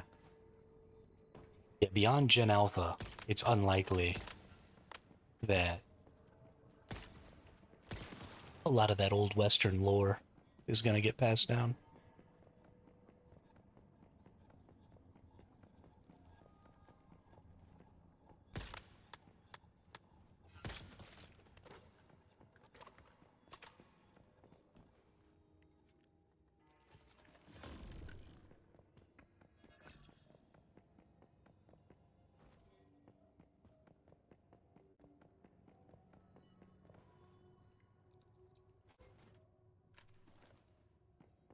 Was it the most common Western name?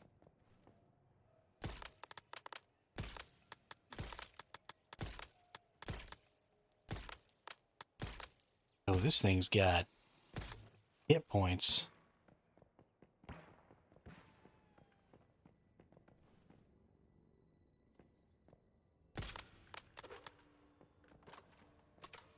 Googled it. Interesting. Crazy as it was only a couple hundred years ago, basically American history. Yeah, I mean, that's true.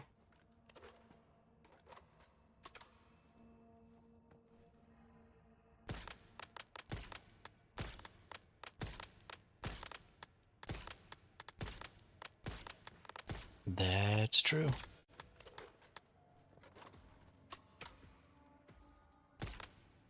Yeah, it's funny to me to think about some of the things I learned in my history classes and thought existed like a year ago. And then, now that we've got social media and TikTok and stuff, you always see those things where it's like, Da Vinci was only alive 50 years before, World War II or something like that. I forget what some of the things that they explain are, but stuff that you thought was wildly separated by like hundreds and hundreds of years happened like 10 years apart. I might still be on in 3 hours, Wyatt. That'll be right about the time that I'm getting off, because we've been going for about 3.5. And I'll probably end it at about 5.5, 6 hours today, so. But it was good to see you. It was good to talk to you. I appreciate that your name brought up a nice, interesting conversation about pop culture through the ages.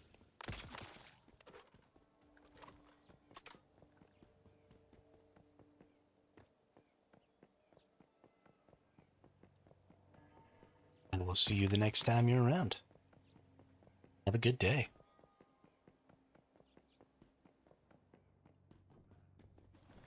It's the Steam Spring Sale, so don't forget, if you've been waiting to buy a game when it's on sale, you might be able to find something you're interested in. Cheap.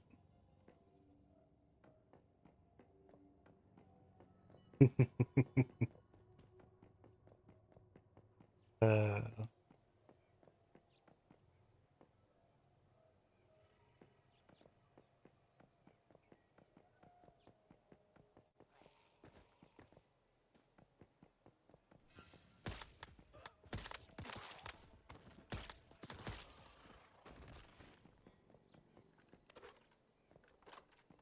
yeah. And so I mean, it's really not, right? Because it was what, 1492? Columbus sailed the ocean blue. Is that the song? So, like, the U.S. has only been a country of its own for 250 years.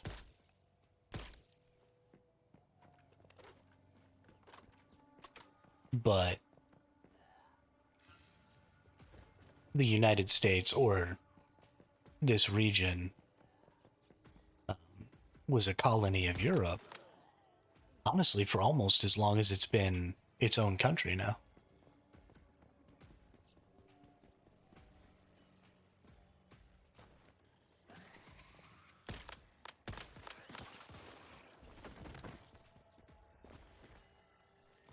But, I mean, you think about all the generations of people who were actually citizens of the United States of America. There were that many generations of people who were technically citizens of the United Kingdom, which I guess probably was still called Great Britain back then.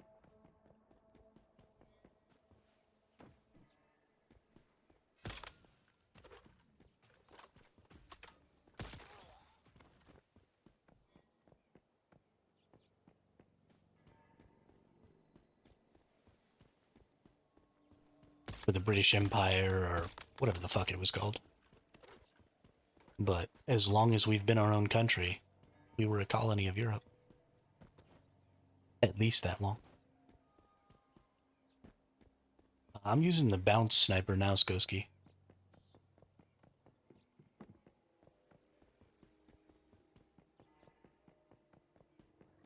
I'm really, really enjoying the bounce sniper.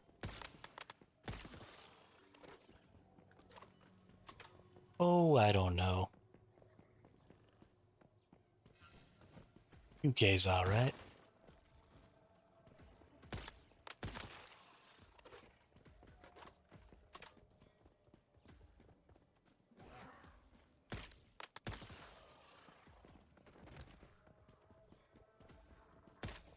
It's a stupid amount of fun to shoot this bounce sniper.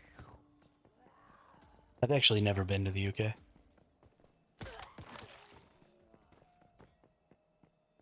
I've spent all of my time in the military on the West Coast, so I never went the Europe way.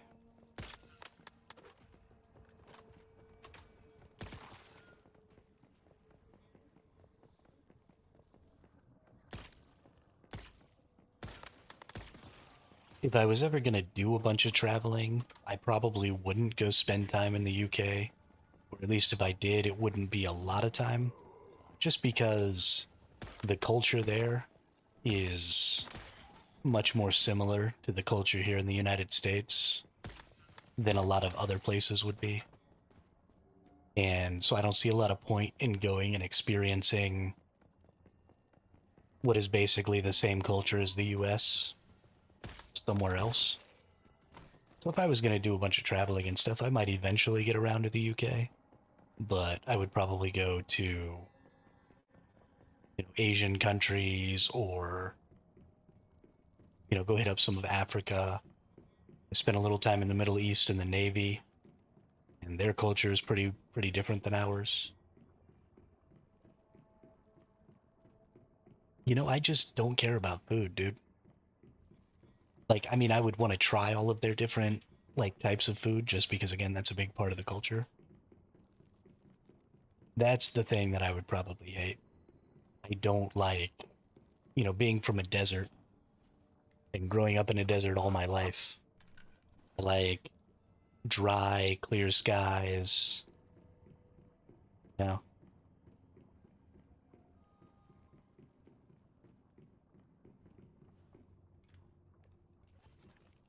I definitely would not like.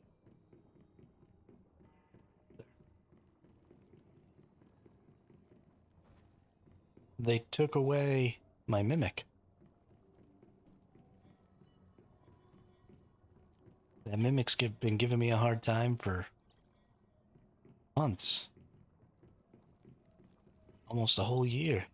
Now it's gone. What am I gonna do?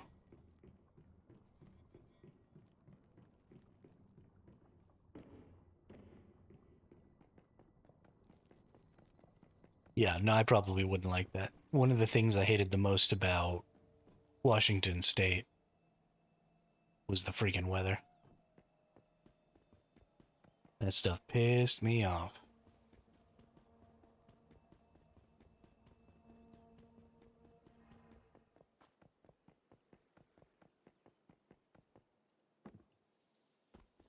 Dude, I want one of these red Digby boys.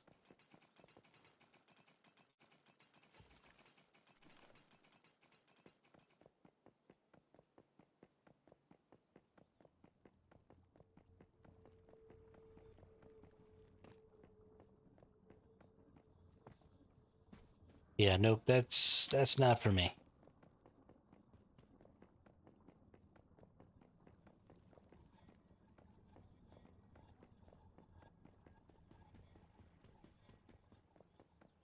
Not for me at all.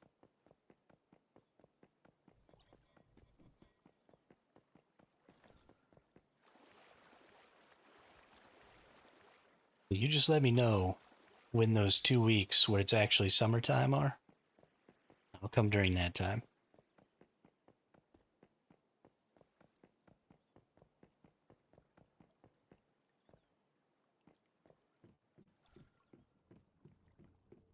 See, that's a place I'd like to go. I'd like to go visit Iceland and Greenland. Um,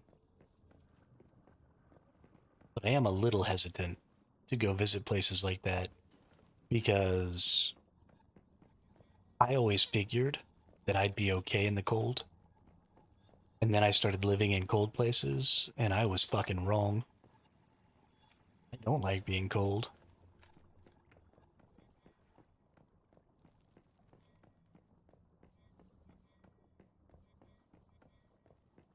But, like, I really like the snow because it kind of muffles everything. And something I've noticed um,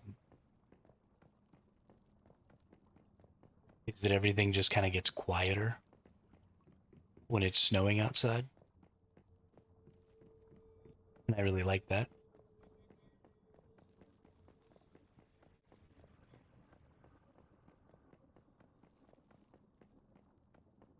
I don't know if I would ever adapt to it. I think it would just continue to piss me off because but that's like a problem for me. Like I don't want to put on a bunch of clothes. I don't want to have to wear clunky shoes. I don't want to have to trudge through the snow to get where I'm going. I don't want to spend the extra time shoveling my driveway. I don't want to I got really really spoiled and I didn't realize how spoiled I was living in a desert because when you live in a desert, you don't have nearly as much problem with vegetation. So the amount of effort you have to spend taking care of your yard to prevent like tons and tons of weeds and stuff like that from growing up um, is pretty minimal. There's no shoveling snow because it doesn't snow, but maybe once a year, and maybe you'll get like a quarter inch, so you don't have to give a crap about that. Like there's no snow plows or anything like that. We every year in school, we actually had snow days that we were allotted that we never took. So our school year would just end like 3 or 4 days early because we had technically gone to school all the days that we were supposed to go to school because we never had any snow days. You could wear shorts and a t-shirt all year round. Like and I didn't realize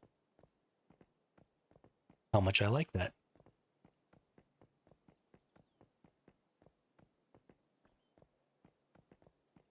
Yeah, no. No, I don't want to have to waste my time doing maintenance crap like shoveling snow and putting on extra clothes, and that just sounds awful. It limits your range of motion. It just feels confined. I don't have claustrophobia. Like I can do just fine in tight spaces, but I don't want it to be all the time, you know? I don't like having things clinging to my body and stuff.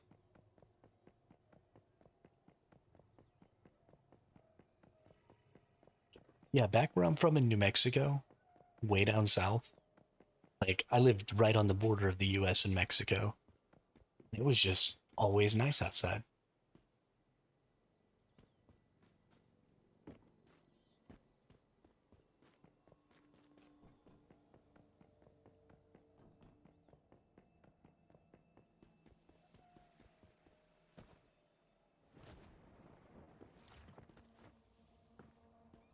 It also never rains.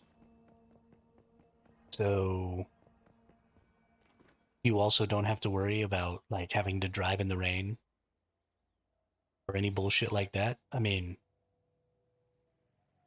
like it's also a desolate wasteland, right? I mean, it's a desert. There's no vegetation out there. You don't have trees. You've got tumbleweeds and mesquite bushes, and that's basically all that exists down there. But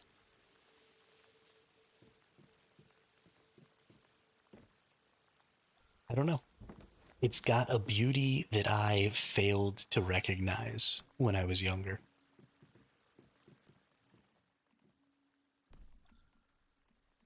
Where did I get all of these fish from? I didn't go fishing.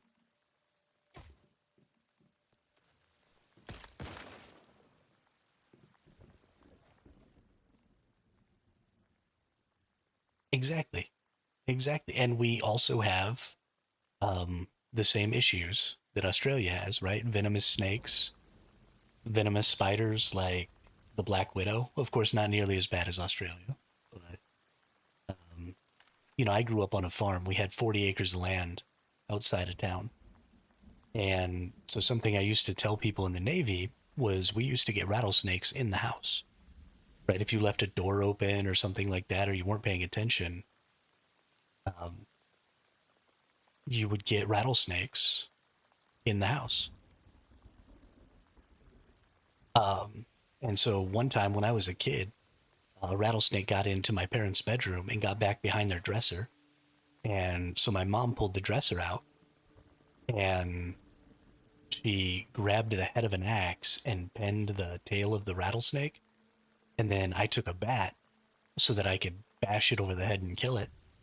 And I was like, I don't know, 12 years old at the time. So I've got this baseball bat and I'm trying to smash the head of this snake with this baseball bat. And every time I go to swing at it, it jerks back and like coils up. And then every time I pull the bat back, it strikes at me.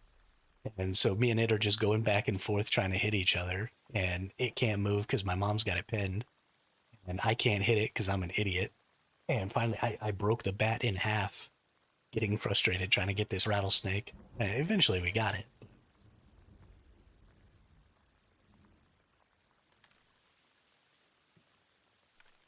Yeah, lots of not so much anymore, but when we were younger, we used to see tarantulas out there. Lots of scorpions. Lots of scorpions.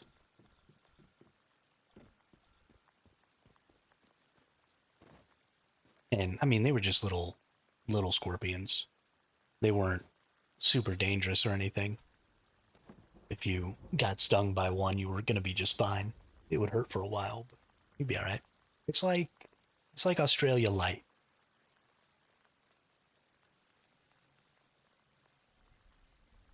Instead of kangaroos, we had kangaroo rats. So they're like super mini kangaroos, like mouse kangaroos. So we had those out in the desert instead of like full-grown kangaroos. Yeah, I mean it's almost exactly Australia light. Would be the best way to describe where I grew up.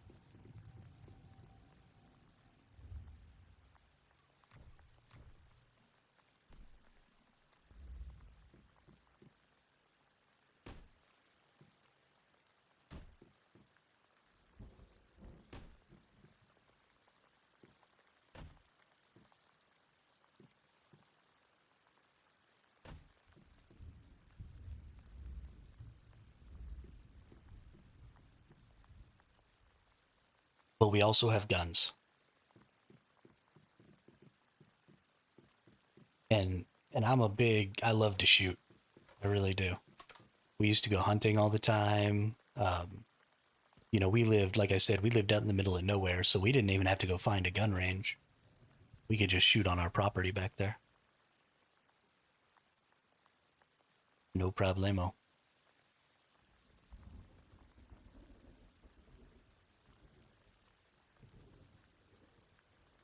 That's crazy.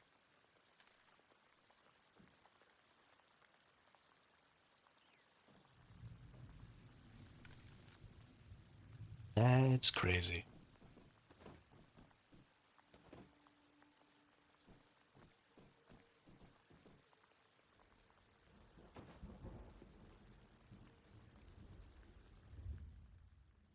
Oops. All right, I think I have everything I need to make another one of these. Oh, what am I missing? Oh, electronics. There we go. Making it so that you're not allowed to walk around with kitchen knives at all. Harder for kids to buy too. Oh, dang. Crazy.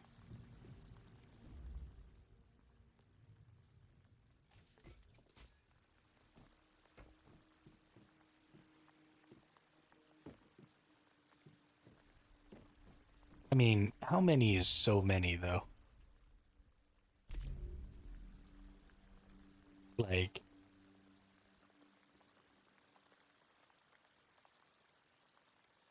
people are always like, there's so many stabbings in the UK, and then you look at the stats and it's like 10 a week or something like that.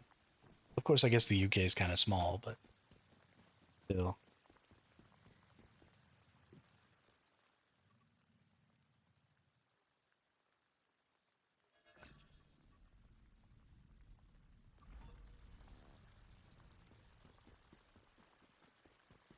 Well, and it's probably mostly in the big cities. And that's just kind of how big cities work. I'm sure London is the epicenter of most of that stuff.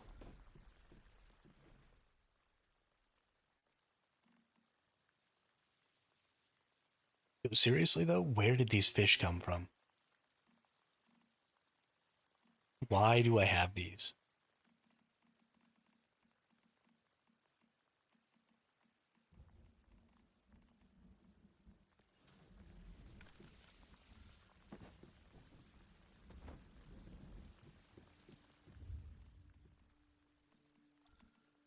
Let's just make some pan-fried fish. Sure, why not? Grilled fish.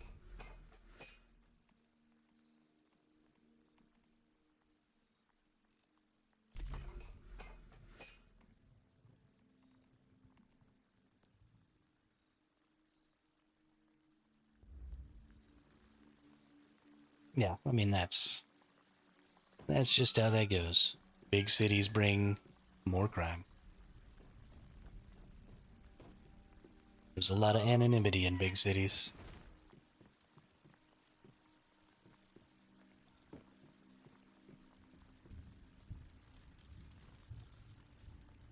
Alright, we have been going here for about 4 hours, and I'm actually a little hungry.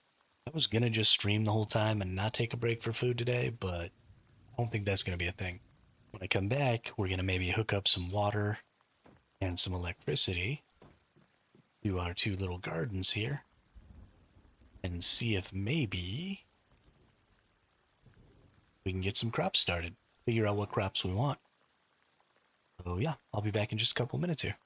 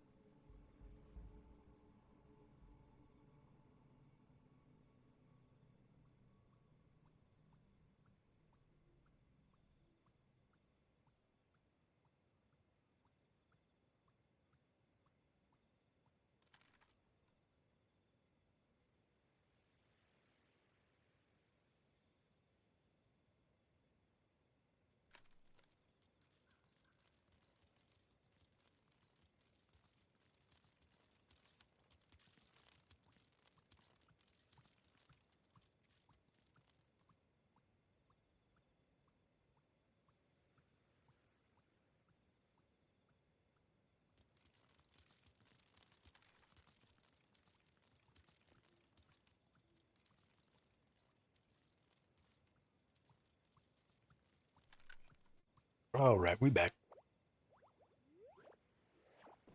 So let's see about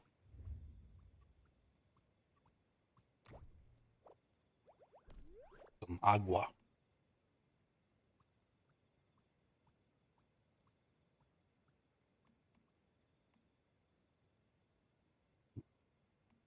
Did I not unlock water pumps and stuff? Could have sworn that I did.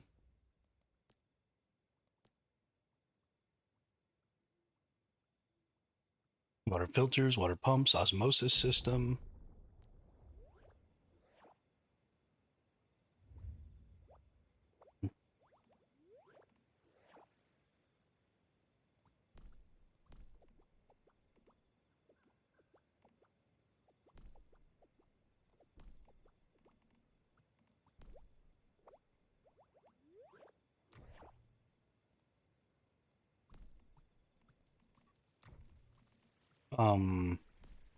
What the fuck?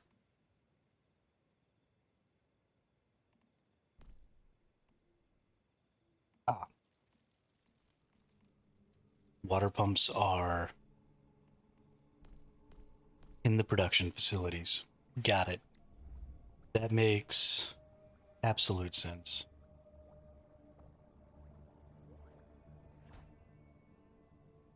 Mm.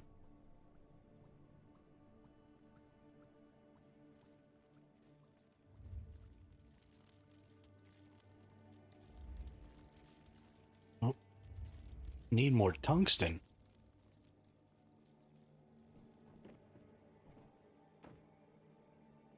Well, dookie.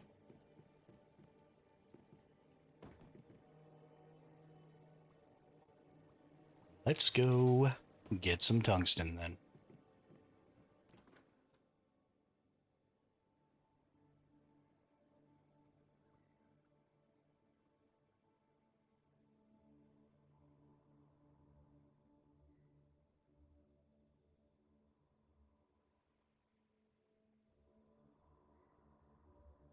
Um, just teleport right up here. There's plenty of tungsten.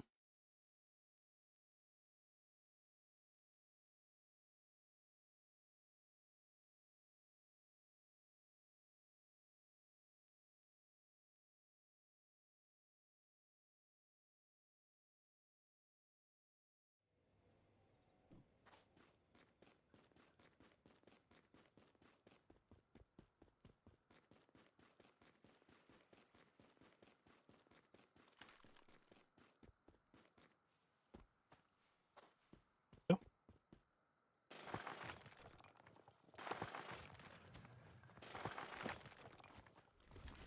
oh,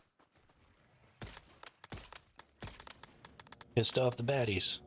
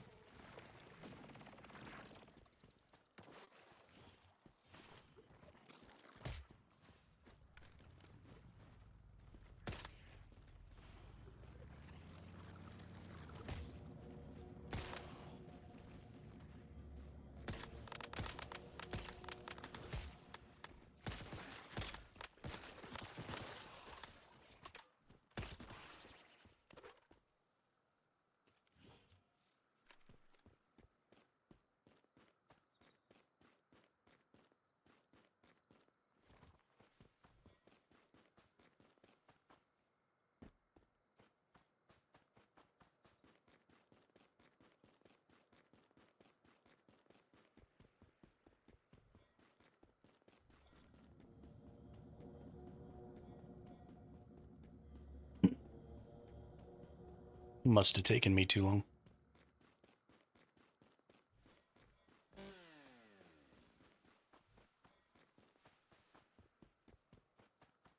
probably enough tungsten anyway. Need a ton. Let's head back to the base and hooked up.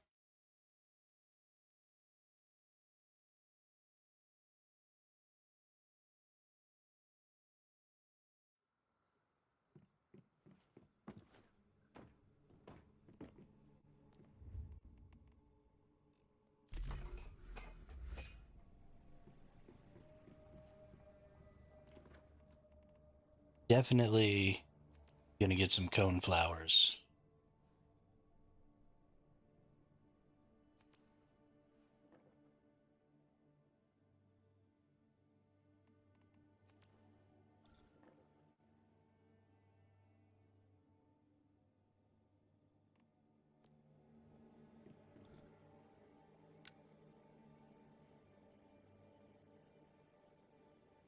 So that we can go ahead and make as much of this tea as we need.